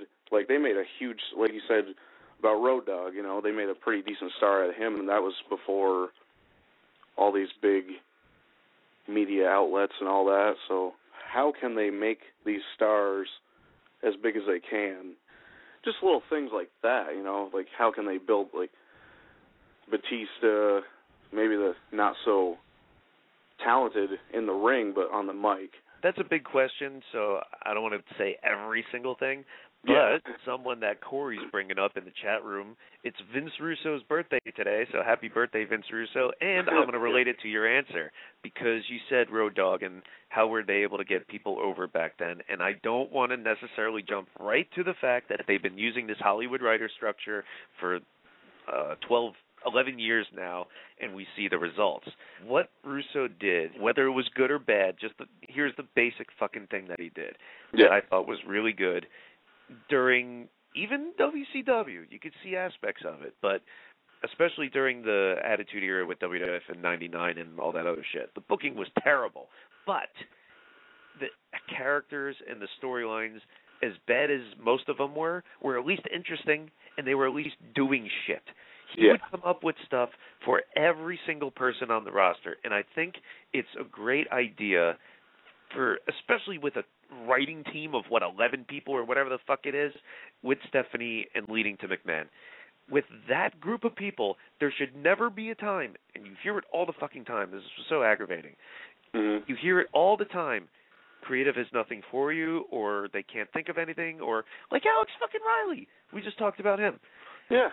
There is no excuse for 12, 13 years ago for Russo and Ferrara to be working with McMahon and come up with something for everybody on the roster and 11 people plus Stephanie and Vince and Triple H or whatever the fuck it is. No one should ever say, we can't think of something for you right now. There are maybe more wrestlers than back then. I still think that's somewhat of a myth. But even if there were, there are still so many people working in that company, even with their schedule, even with hours and hours of TV every week, plus pay-per-views, plus YouTube channels coming up in the network and all that other shit. There is still more than enough people to be coming up with shit for everybody. Plus, you add on to that people who think of their own shit. Colt Cabana with his YouTube show, Santino's Corner or whatever the hell it was, Zack Ryder, obviously. Eminem had their own thing. I'm sorry, Miz and Morrison. There's so many ways to get people over and to give them things to do, and they just don't do it, and it's just so very aggravating. But thanks for your call, Jeremy. We're going to move on right now to Coriander Ache, because Corey, you attended Resistance Pro recently, and that had a lot of big indie names on it, and let's hear your recap of the event. I believe this was the one with Harry Smith winning the title. Yes, it was. This was their second event ever. At Excalibur in Chicago, correct? That is correct. This was at the Excalibur up in Chicago. Very expensive parking, but very much worth the trek up there. This was their second show, And, of course, Billy Corgan was there to crown our very first champion, which was Harry Smith, who defeated Kevin Steen and The Sheik in a very comedic and very fun, fast-paced match. It was a three-way. Crowd was pretty damn big. We had standing room only. There were no chairs by the time I got there. You can actually see me on the website wearing my Colt Cabana pin. Our opening contest was Melanie Cruz defeating Serenity. Melanie, I believe, is going to be the big star of 2012 on the indie scene. She's a lot like Sarah Del Rey, but taller and more aggressive. I think you guys listening would really like her. We had a very fun tag team match of the Daivari brothers beating Egotistico Fantastico, sans mask, and Mr. Jesus 450 Yearnet. Who are the Daivari brothers? I assume Sean is one of them. Sean and his little brother Arya. And believe it or not, they are now a comedy team. Sean no longer does the whole Daivari gimmick. He now comes out with his brother. That wasn't racist at all, Corey. No, that's how they portrayed him on WWE. But he doesn't do that anymore. Instead, he and his brother come out, they dance, they play with the fans, and they build themselves as a Prussian tag team. And they are an awful lot of fun to hang around. One of the top matches of the night was Pac versus El Generico versus M-Dog 20 versus Petey Williams, who now wrestles in a mask. The Canadian Destroyer. Mm-hmm. He wrestles as the Canadian Destroyer, and he insisted we stop calling him Petey. This was a very fun and fast-paced four corners match. El Generico won, and he has gotten so much more aggressive. He just blew away the competition in this match. I really think this is going to be his year. We also had Colt Cabana defeating Davey Richards. The match started off really fun, but then got really serious. Sounds like most of my dates. Colt knocked Davey out, and he did have to be carted from ringside. But outside of that, this was a very fun match, and Tony Casino was in Davey Richards' corner. And, shocking.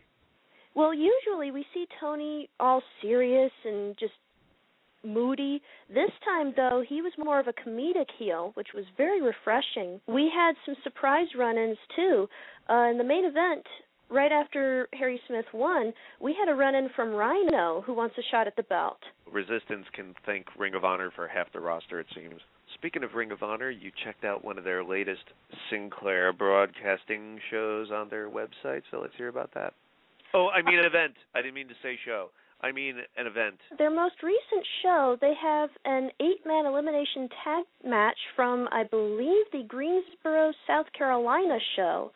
This was a clip show of that match, but it was really refreshing. This was an 8-man elimination tag match between Charlie Haas, Shelton Benjamin, Eddie Edwards, and El Generico versus the Briscoe brothers, Michael Elgin, and Roderick Strong, with Truth Martini in the corner. Wasn't this the longest match in ROH history? This went, what was that, like almost 2 hours? An hour and 16? I don't know. Whatever it was too long. But anyway. Yeah, I was very surprised that they gave them a 2-hour time limit for this. I don't know how many times they've done that in the company's history, but that was brand new. There was a lot of outside action that I couldn't help but notice. I do believe Eddie Edwards is the one that got the final pin over Roderick Strong. Not pin, he won with a Dragon Sleeper. This was very fast-paced. There were a lot of outside moments and a lot of brutal spots involving chairs. They're really getting more hardcore again. Anything else? Did anybody else watch TNA Genesis? Okay, well, if that's the case, I could have segued myself. But, yes, we haven't covered TNA in a while, so let's hear about the latest pay-per-view that they offered. It's a pay-per-view, Corey, that saw no titles change hands. All the champions retained, and it seemed like there were more than a few DQs. What'd you think of Genesis? Genesis was not nearly as bad as it was last year, and I'm going to be grateful for that. But it definitely needs so much more help. There were so many botches in this. I'm surprised the entire pay-per-view, well, you pretty much know where this is going. Highlights would definitely be Austin Aries' match. He was the opening card and one of the best wrestlers on this match because he was one of the few that actually gave a shit as to where this pay-per-view was going. He won his match with an avalanche brainbuster.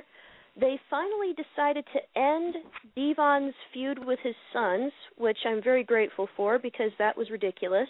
That was a very slow match, though. I wish to God they would send Jeff Hardy home because he was a sloppy mess in the main event, and he looked like a sloppy mess with all that paint. Surprisingly, Samoa Joe and Magnus versus Crimson and Matt Morgan was a very slow match. Matt Morgan got the pin. You'd think that with these two teams they'd be doing more because they're actually in the middle of a good storyline right now, but the matches just do not reflect that at all, and this was not a very good one. I think they should call him Macho Magnus. They should just recycle Black Machismo and do the Macho Man ripoff with him. Macho Magnus, running wild. There was a point of the pay-per-view where I was so confused. And the one part that there was a point where I actually got so bored of the pay-per-view, I actually turned it off. There was nothing about it that was intriguing. There were no title changes. I stopped watching the main event. I was just like, oh, it's nothing special about this pay-per-view at all. You don't need a title change for it to be interesting. It needs to be something that stuck. The only match that stuck out to me was the Bully Ray Abyss match. Was the only match that stuck out to me as actually good, and that has a lot to do with Bully Ray being the only character that I really could care about in that company. Because ever since the whole Down for Glory thing, I've always had a sour taste in my mouth for TNA. I just watched the YouTube highlights of it. I gave this pay-per-view a shot, and it just sucked. And the fact that I found out there was already one DQ finish, and then you have the second one, and it's at the ending of the pay-per-view, I'm like, oof, that's terrible, especially if I was there. I wouldn't have felt too good watching that. I mean, I know they're trying to build Bobby Roode's character, but, man, I think that ship has sailed. I just have no connection with TNA right now. I'm trying to, but it's just tough. It's really tough. It's all right. TNA is so irrelevant right now. They've got nothing going on. It is very relevant, and thank God there is right now good programming going on the other side because TNA ain't giving it to anybody right now. Not to mention that the only TNA news that they're getting is when their people are leaving their company when they're going to Hall of Fame ceremonies. Well, now that we mentioned WWE, let's get to WWE because there's been a lot going on. And again, they can get people buzzing at least maybe on one thing a week, it seems. TNA cannot do that. Everything they do, WWE just tops in every way. Even if it's Funkasaurus, people talk about that. So let's get to some of the latest WWE things because Jericho came back, and he's essentially been doing a troll gimmick in WWE so far, and I'm sure everyone loves it to a degree, at least on this show. So I'll let you guys talk about it in a moment, but I'll just point out one thing about it. Firstly, I really don't care. I know he thinks he's doing something artsy and different and cool and whatever. He might, and the internet fans might think so, but the first 2 weeks, the ratings died.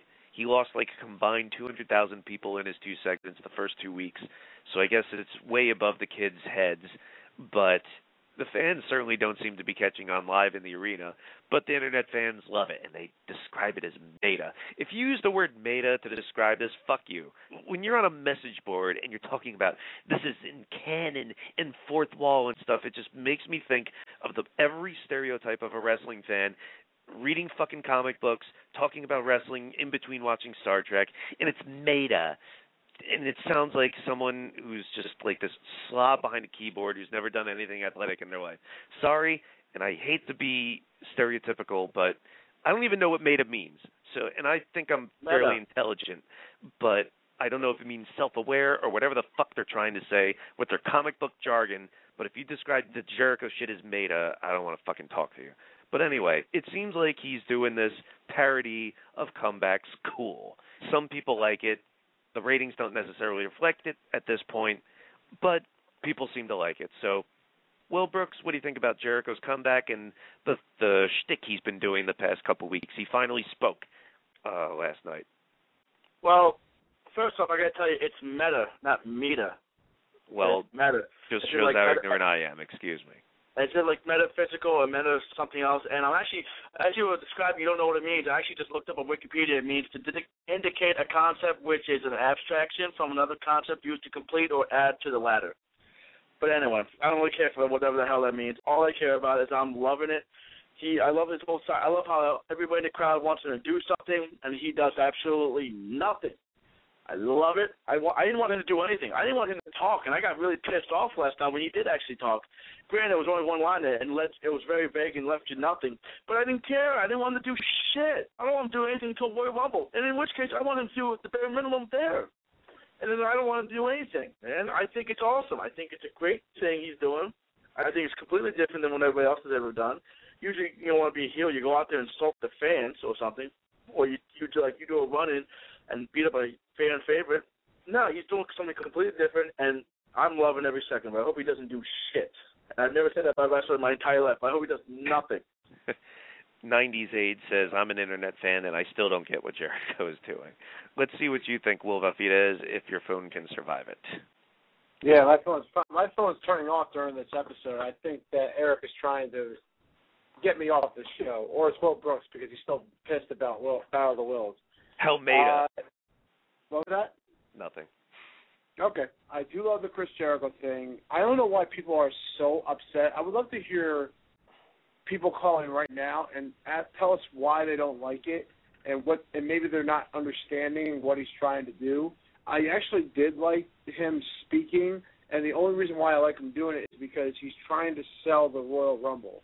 And that's why I think it was important for him to say something, because he didn't say a lot, but it meant more than what he said. So there's something to look forward to, because Jericho's going to do something or something's going to happen, and you have to tune in on Sunday to figure that out, see what he's going to do. And that's the selling point of what Jericho's character's been trying to do since he returned. He's being happy, he's being emotional, he's leaving tag matches, and it's fun stuff to watch. I think it's very entertaining to watch a wrestler not say a thing, but yet could still get a crowd going.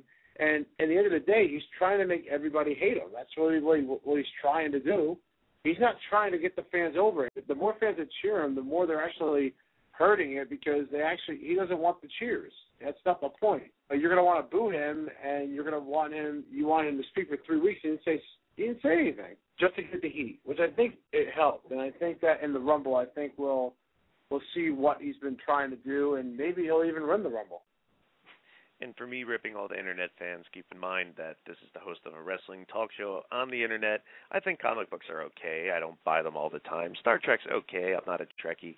But I do go outside the house every once in a while, go to the gym, and get laid. So take some notes.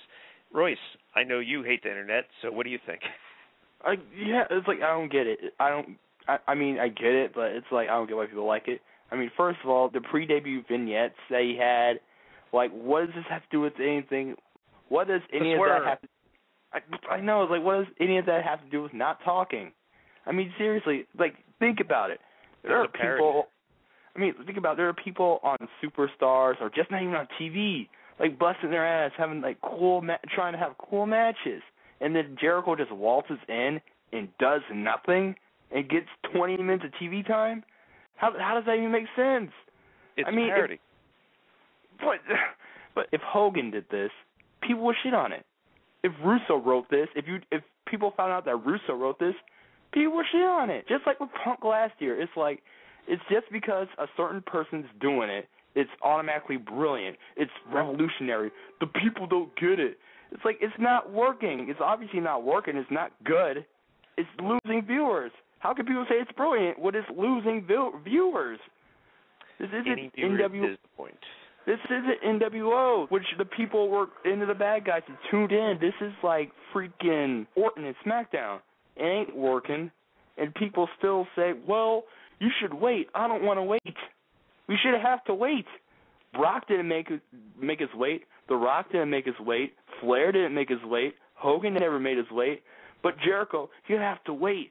It's going to build up to something. It should have to. It should be good. Like, if it's building, it should build off from something good to something better, not something crappy to something that may be decent at Mania. It should be good. Like, and people just sit, watch TV, and say, "Well, this is great. This is brilliant." It's not brilliant. It's like him and Punk. They're not done yet. No, I can't. It's driving me insane. It's like, well, people... let me say this, Royce. And I'm certainly not the only person to come up with this idea. It's all over the place, but I swear I did not read this first or whatever. But if it plays out so that it's at the Royal Rumble and the last two guys eliminate each other at the same time before number 30 comes out, and then Jericho comes out and wins the Rumble automatically, that would be a great payoff. You're still on the line, Jamal. What do you have to say? So much anger, Royce. I just want to say that as great as Chris Jericho was coming back, I was more interested with Daniel Bryan turning heel, because when he cashed in the Money in the Bank, a month back, I just did not like it at all, especially as a face. But with that heel turn he pulled, shoving Mark Henry, costing Big Show the title, I found that more interesting than Jericho coming on doing nothing. And I'm a big Jericho fan. All I can say is that when Jericho came in, it's like, well, that's different. But the Daniel Bryan's still better. I love that finish to the SmackDown match where he shoved Mark Henry and then ran up the aisle celebrating the disqualification with the belt. But what I also love about this angle with AJ is everyone, and I'm all over YouTube, as you know, and I see so many girls on YouTube with their fucking themed backgrounds and on Facebook, and I'm a future diva and all this other dumb shit. But what I love is that they look up to these fucking divas as if that's something to aspire to, really just being really just a sex object. That's all they fucking are. That's why they give them a minute to do their shitty fucking wrestling every week. But I love how they always say, oh, the divas are so strong. The divas are strong. Really? They get knocked out with a clothesline from, one male wrestler, and then they get bumped into by another, and they're taken out on a stretcher. Real fucking strong. I don't think that would happen to fucking Cyborg.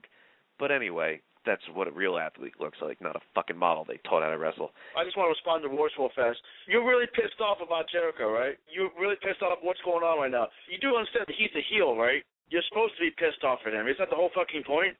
You're supposed to be mad at him, not like him. He's making you not like him. That's the whole point. That's why it's working. That's why it's ingenious. Well, a lot of people were also pissed off, and I think they've cooled off on it since then, but a lot of people at first, for some reason, were pissed off about Funkasaurus Rex because, they built him up all this time, they delay his debut, he's this monster, blah, blah, blah, and then he becomes the Fat Dancing Man version 2.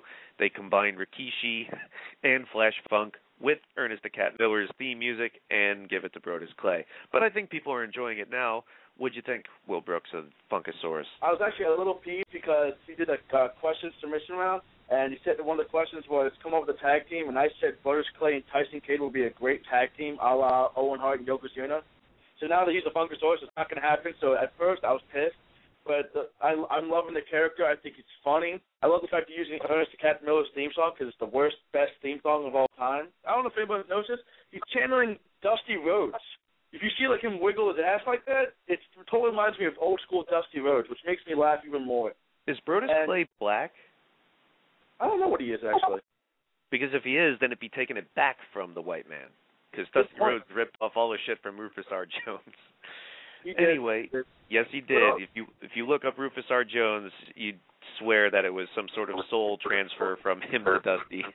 Will Vafides, what'd you think of Funkasaurus? I am all for it. I love it because I thought we all remember the days of when we had the Bushwhackers, when we had Flash Funks, when we had those kind of characters that they're goofy, but they always stood out to you as something to remember. Like a lot of people back in the 90s remember guys like the Big Boss Man or the Nasty Boys or LOD, and not all of them were all great, but their character overall was something that stood out to them, and this is one of those characters. We're getting back to those simple characters that we used to have in the Attitude Era and in the 90s that we all remember. Like even guys like Val Venus is another perfect example. These are the kind of characters I miss watching, and I love seeing it. And on SmackDown, they did that dance-all with Vicky Guerrero and William Regal, which was hilarious. If you didn't see it, you definitely should. People are all behind it. I can't wait for the Rumble if he's in it and he does that little dance-off volley from the Rumble. So far, they're building him up nicely.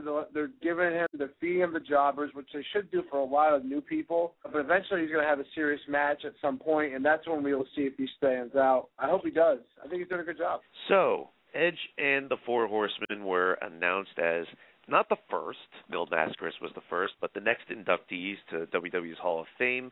I see a lot of mixed reactions as far as Edge goes, and the reason being they're saying, and I'm one of them, why now? Edge hasn't even been retired a year yet. And I know the idea is to cash in on the goodwill and the freshness of it. Strike while the iron's hot. We heard rumblings that he was going to go in sometime soon within the next couple of years. Just didn't know it was going to be this soon. Edge hasn't even been retired a year yet. So the way I look at it is, even though there's not a lot of managers in WWE, let's just say for the sake of example that Mr. Fuji, when he retired in the 80s as a 3-time WWF champion, tag champion, was inducted in the Hall of Fame if it existed back then, way before he even became known as a manager. In other words, Edge is only 38. He hasn't even been retired a year yet, and there's a lot more he could do. What if he goes on to be a big manager? What if he goes on to be a famous commentator with WWE? What if he goes on to do so many other things? Forget the movies. What if he does shit in WWE? So I think there's a lot more that he has to offer. I understand they want to cash in and sell tickets for the Hall of Fame now and get the ratings and all that other sort of shit, but I was just kind of rubbed a little the wrong way that he line jumped. Not even fucking Bruno Sammartino and Macho Man, obvious ones, but just even the guys that are there now. Just within the Bees, there's Booker T, there's Bob Backlund, there's Brian Pillman, there's so many other people. Big Boss Man. British Bulldog. Yes, just staying in the Bees. Just staying in the Bees.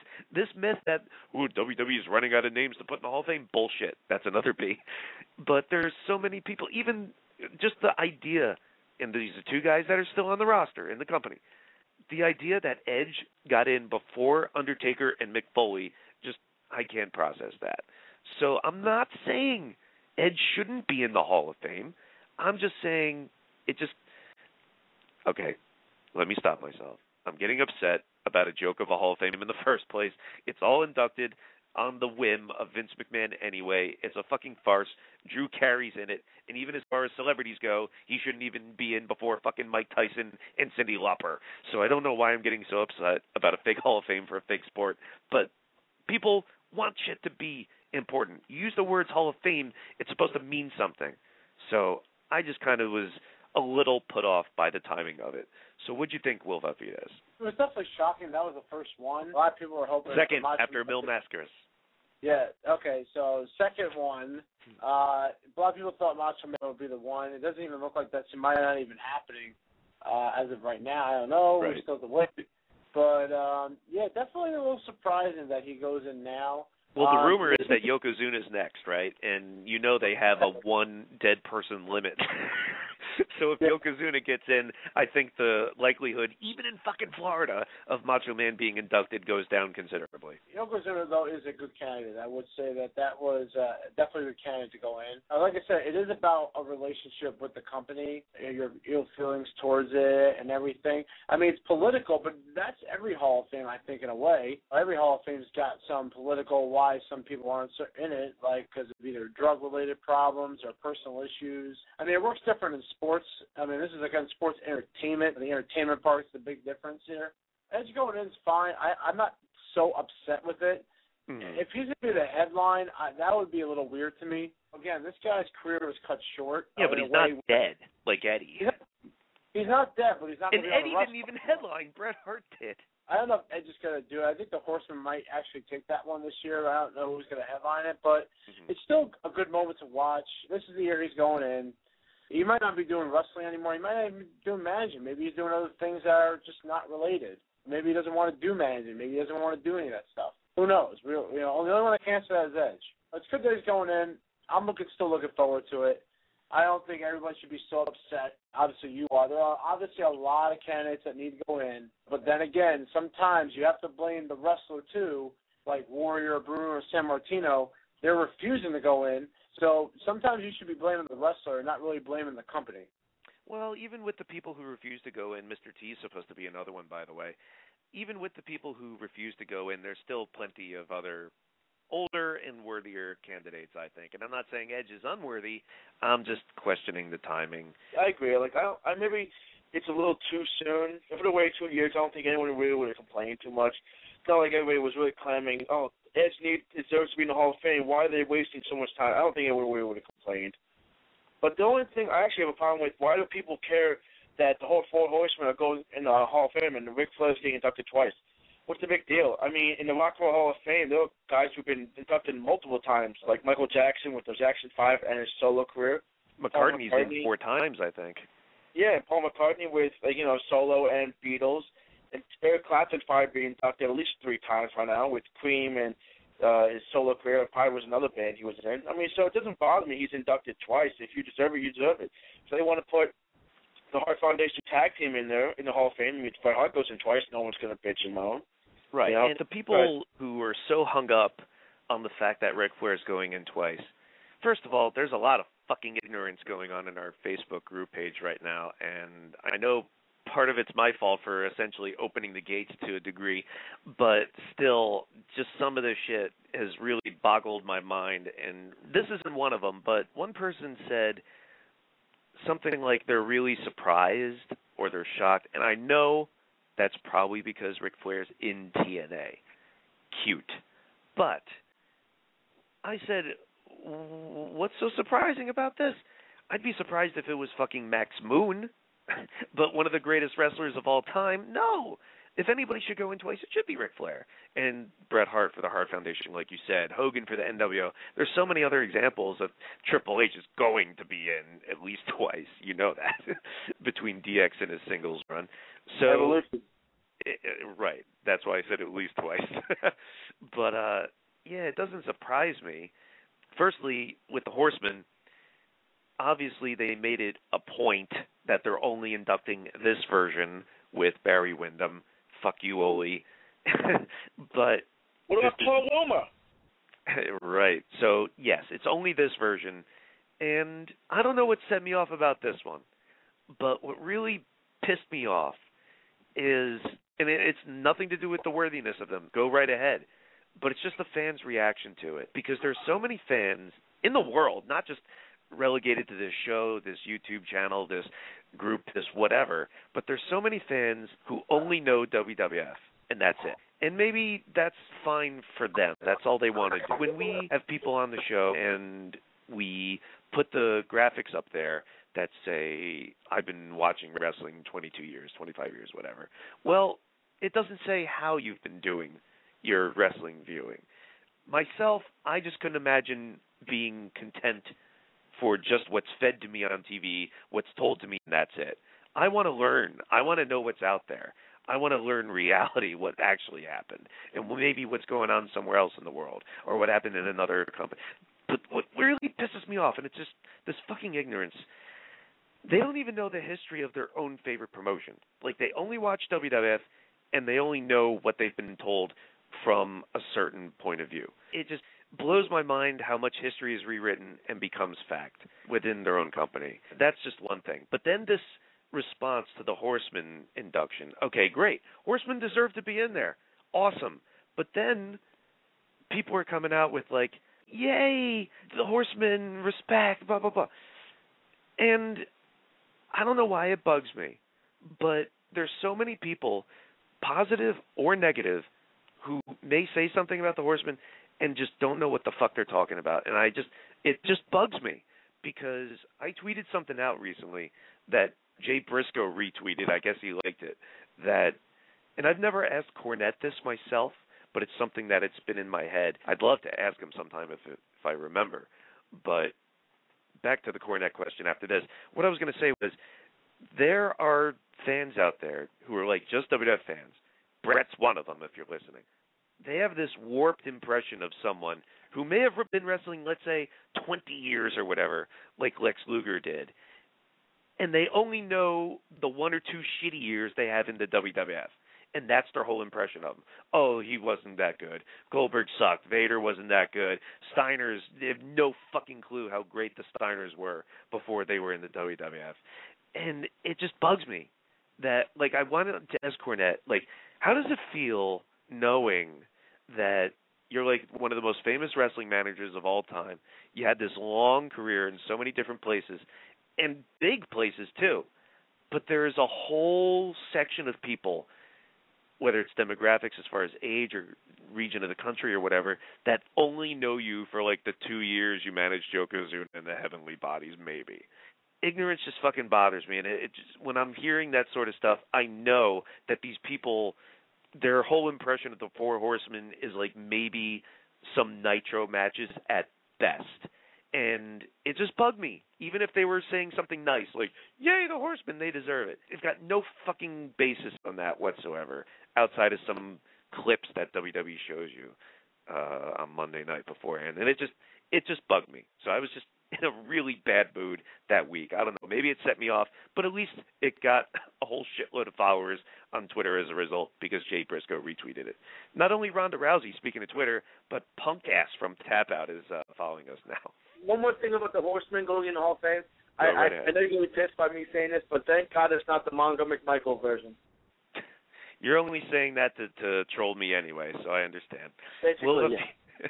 But Vitas, any thoughts on the Horsemen? I was very excited to see the Horsemen go in, and you're right. A lot of people don't know about the Horsemen legacy, especially today's fans, because they're not in tune to what the 70s and the 80s really did for pro wrestling. They miss out on those years that really build sports entertainment to where it is. But when cable television first came out, the Horsemen were all over the TV. That is what you saw, and that's one of the very first stable really of pro wrestling in a way. So, wrestling really made TBS. That's why they called it the Superstation. It was like the first real cable channel, and a lot of that was built on wrestling. Yeah, I mean, and the Horsemen were the biggest part of it, and the four men that were shown, including J.J. Dillon, are the right guys to go in. Now, Ole's been complaining about that, but again, it's about the relationship he has with Vince. It's not that well. And Ric Flair still does have a good relationship with WWE, and that's why I think they did. I'm sure they got his blessing. Now, I'm sure TNA is going like, what the fuck is this? And I agree with you when you say that they're all like, you'll do it, it's good for you. But in reality, you're trying to run TNA as a business, and there's no way you would want to have a TNA guy on a WWE product. It just looks bad. It doesn't make any sense at all. Let me put it to you this way. If this was 1997, you think fucking Bischoff would have done that? Absolutely. Yeah, exactly. That's my good point. If TNA was in more competition right now with WWE, there would be absolutely no way this would be happening. But because I totally agree with you. What was that? I said I totally agree with you. If these ratings were closer, I think it would have mattered. I think they would have said, absolutely not, Flair. You have a contract with TNA, or whatever the contract is. I think Flair is going to be going back to WWE, and what he should be doing is focusing a little bit on the clot. If they are going to be doing the network thing, he should focus on that and not really wrestle. WWE can pay him. TNA cannot pay him. They're paying him more than what they need to pay him. TNA's got to save some money. It's great that the Horsemen are going in. I think it's going to be a great moment to watch. But when that moment happened, again, you look back, Ric Flair's in TNA. He's probably not going to be there much longer. And Vince easily can take any wrestler and take him out of any organization. That shows the power of when you're the number one company. I do think Flair will end up back there at some point doing 7-hour interviews like Bret Hart for the network. But when you mentioned TV, it made me think of the last little tidbit on this I fucking hate ignorance thing. And we touched upon it a little bit last time, Will Brooks, when you were talking about Colby Carino not knowing who Hacksaw Duggan was, and I'm not really surprised by that. I think I made an analogy to wrestling schools now, where like the kids that are going to wrestling schools now, their knowledge of wrestling pretty much starts at the Monday Night Wars, and they only know shit that's been shown to them on cable TV, which would be WWF, WCW, TNA. What just really upsets me about it, and I said it last time, I have to re-fucking emphasize it now, because I see it so much like in our Facebook group page and other sort of places, but what really upsets me about it now is you listening to this right now, all of you have more resources than any of us ever did. And maybe I'm just a different sort of cat. Bruno Sammartino, for instance, was doing an autograph signing at the Freehold Raceway Mall back in like 94. I don't remember how old I was, maybe like 12 or something. But I was the only kid who showed up. Everyone else was like 40-year-old guys who was like, I remember you at the Asbury Park Convention Center. I was the only kid because I remember reading about him in PWI and reading the legend he actually was that they would have never told me. And I would go to the library and read books on wrestling history because I wanted to know. Back in the days of VHS, I would get the tapes off eBay and shit. And wow, this was Toshiaki Kawada and Misawa in Japan and stuff. I just had a thirst for knowledge. I wanted to learn. So maybe not everyone has to be like that to an extent. But, like, if you just like WWF shit, still, you have more resources available to you than any other fucking time in history. You have fucking DVDs and more books thanks to Mick Foley writing that one. The network's coming up. Now we have 24/7 and all that other sort of shit. But the biggest source of them all, what some of you may be listening on right now, is YouTube. YouTube has given us shit that I've read about but never seen. Stuff that I'd read about and always heard about but never seen. I've seen now because of YouTube. It is a great resource. Use it while you fucking can. Don't just sit back and like on Monday nights and just get told some shit on a DVD. Find out your shit. Get to know stuff. I don't know. Maybe I'm just completely fucking off here, but it just ignorance fucking bothers me, Corey. So what do you think about what I've been saying, the Horsemen in the Hall of Fame, whatever else you want to say? Well, there's actually 2 points about the Horsemen and the Hall of Fame in general that I definitely want to get your insight on. Now, when I first heard that the 4 Horsemen were going into the Hall of Fame, I thought, well, that's to be expected. They were a big team in the NWA, big team in WCW. This just makes sense. See, now, NWA to most people is just a rap group. Well, it meant something to me. So, I thought, and this is going to be controversial because of some of the names that were in the group, I thought they were going to just induct all of the 4 Horsemen all at once. And by all of them, I don't mean the first or second group. I mean everyone who was ever in 4 Horsemen, like Paul Roma, That's Jeff ridiculous. Jarrett, Dean Malenko. You know, I thought that at the very least they would either induct only the originals or the whole lock, stock, and barrel. I don't know if it's true or not, but there have been rumors as to whether or not they would induct Ole. Some people say that's never going to happen. Some people say... There was a reason they made it a point to emphasize that it's the Wyndham one. Okay, seriously, why would you not want to induct Ole Anderson? That makes no blithering sense to me. Oh, come on, Corey. We're talking about a fucking Hall of Fame that didn't put Bruno fucking Sammartino in it. How could this surprise you? Well, true, you got me on that one, but when it comes to their backlog of footage and the editing thereof, Ole is usually edited off the content less than Bruno, so I thought maybe he still had a chance. I also thought that it might be appropriate for them to induct some of the people who've managed them over the years, like J.J. Dillon and Baby Doll, but maybe that's not going to happen. Now, the second thing I wanted to bring up, one thing that nobody really talked about, except for one other person on our Facebook group, is that there was a WCW Hall of Fame, and right. some of their shows were televised. I do remember some of this. Now, McMahon bought up all of WCW. Do you think that No. their Hall of Fame should be included with WWE's Hall of Fame? Because if that's if that was the case, that means that Terry Funk and Big John Studd have already been double inducted before Flair. First of all, if they were going to have done that, they would have done it by now. And secondly, from their perspective, there is no reason to do that. The whole Hall of Fame, as we just pointed out, is political. So why would they just want to have to automatically induct everyone WCW decided for their Hall of Fame? Well, I just figured that if they were going to, skip ahead a few names, maybe they could say that they incorporated the WCW Hall of Fame into the WWE Hall of Fame.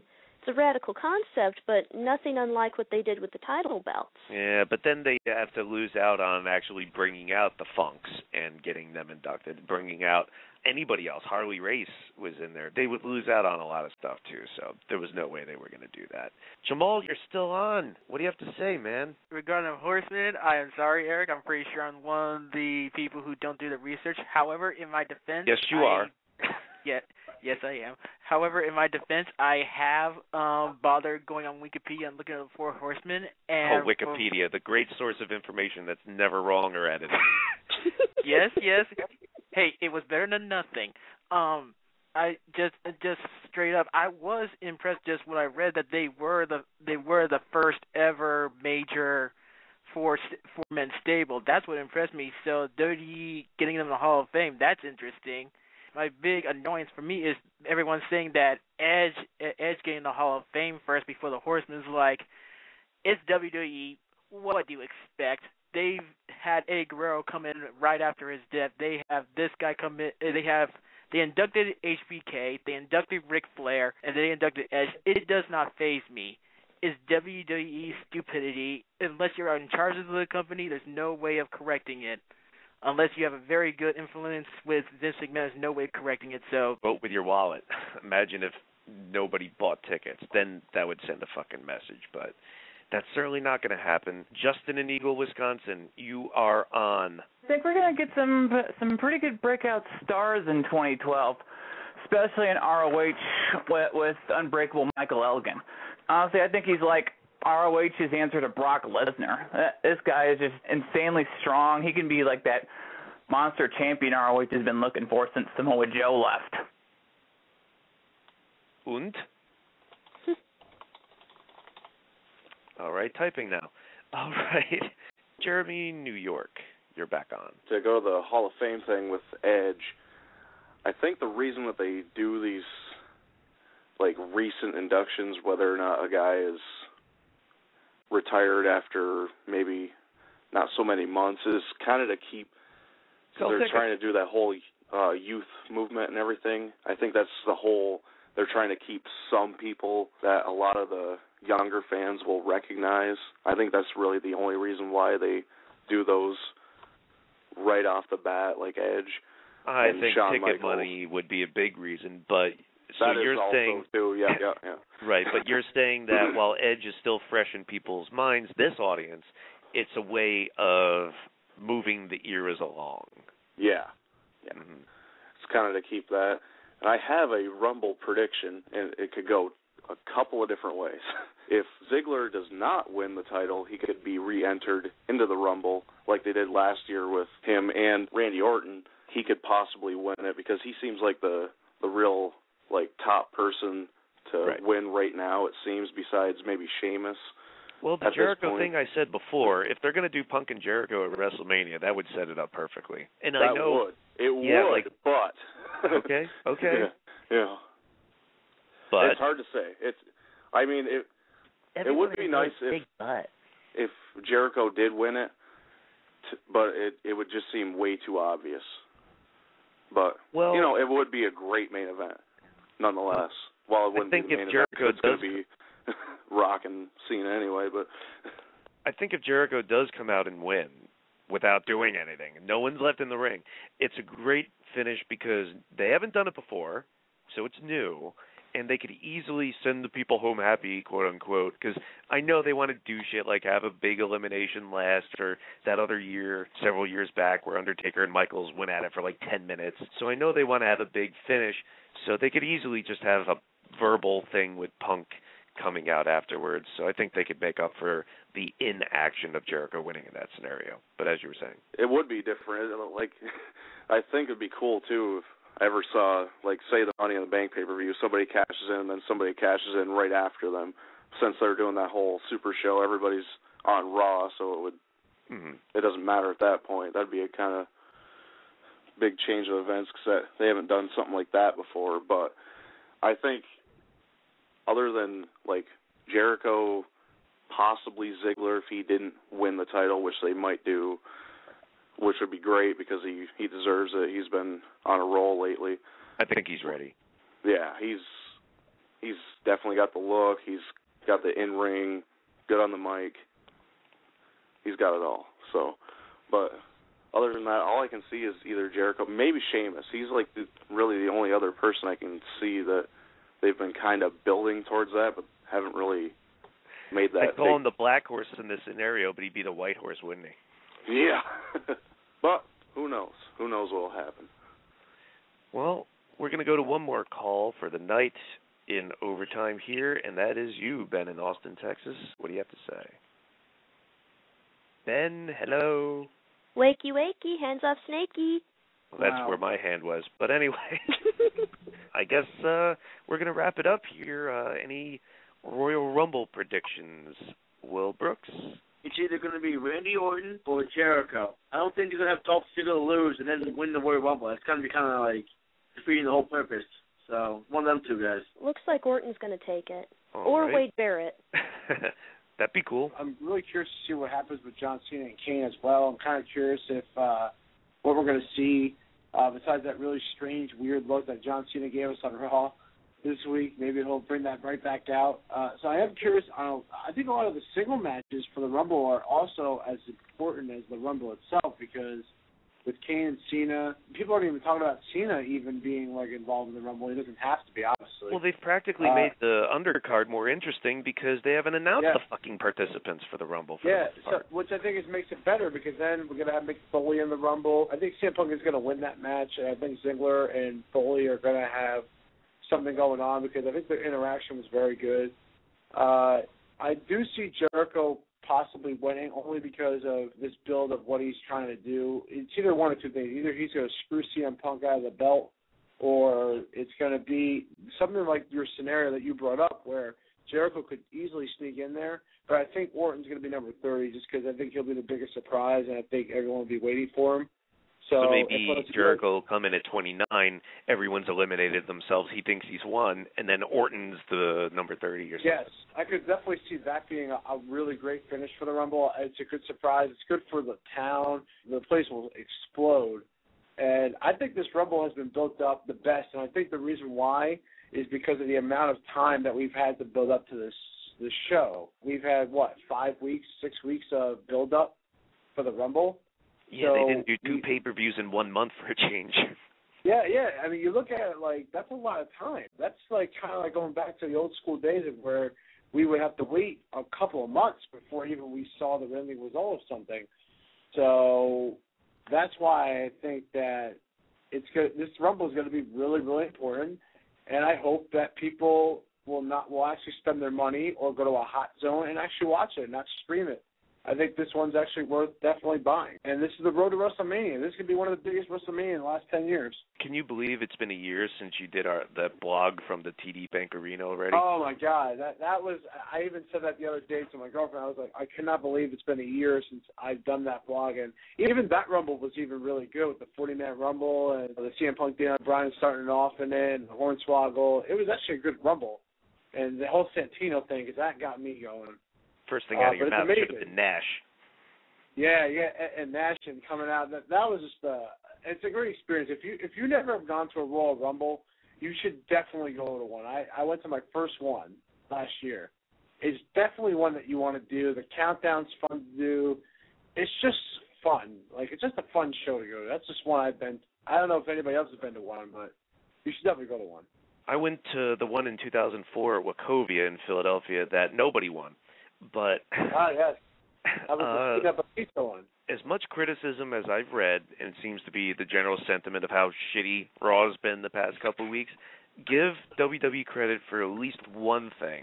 Speaking of the Royal Rumble, they have at least not made it obvious who's going to win. Some years you're like, oh, it's obvious so-and-so is going to win, or Edge is going to come back and win, or they're going to pull some sort of shit out like that.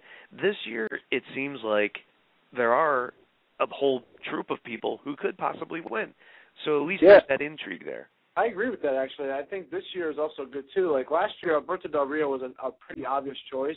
This year you can look at Sheamus, you can look at Barrett, Jericho, or even like The Miz, who's number one, because they put some emphasis on The Miz now being the first person in there. He got jumped up, I think, to the top now. There are a lot of people that we could see win, and I think it's going to be one of the best Rumbles because, again, we just don't know what's going to happen, I think, on this show. This makes it great. Well, don't forget, Will, it can't be one of the best Rumbles without Sid. Yes. I'm still waiting for that, goddammit. One of these years, it's going to happen. But that's going to wrap it up, I believe, for Overtime. We went a lot longer than we planned, but thank you all for listening, for staying on the line. I think it was a kick-ass show tonight. We covered a shitload of MMA, a crapload of wrestling, and we're all caught up now for the first show of 2012. Don't forget, please support the show. Shop at the Wrestling Roundtable store. We've got the Pro Wrestling Respect DVDs, the Wrestling Roundtable t-shirt. Sign up for the newsletter. Sign up for the message board. Subscribe on YouTube. Give us star ratings on iTunes. Share, rate, comment, and subscribe. Like us on Facebook. Join the Facebook group. Follow us on Twitter. And just please keep supporting the show. We have an Amazon shop, too, so if you want to get anything on Amazon, please go there. So we'll be back in a couple weeks talking about the Royal Rumble, UFC 143, and much more. For the panel of Will Brooks, Will Vafides, Rodney LeConte, Coriander Ake, Amir Rahim, and all the calls, I'm Eric Santamaria. Thank you very much, and join us for more on WrestlingRoundtable.com.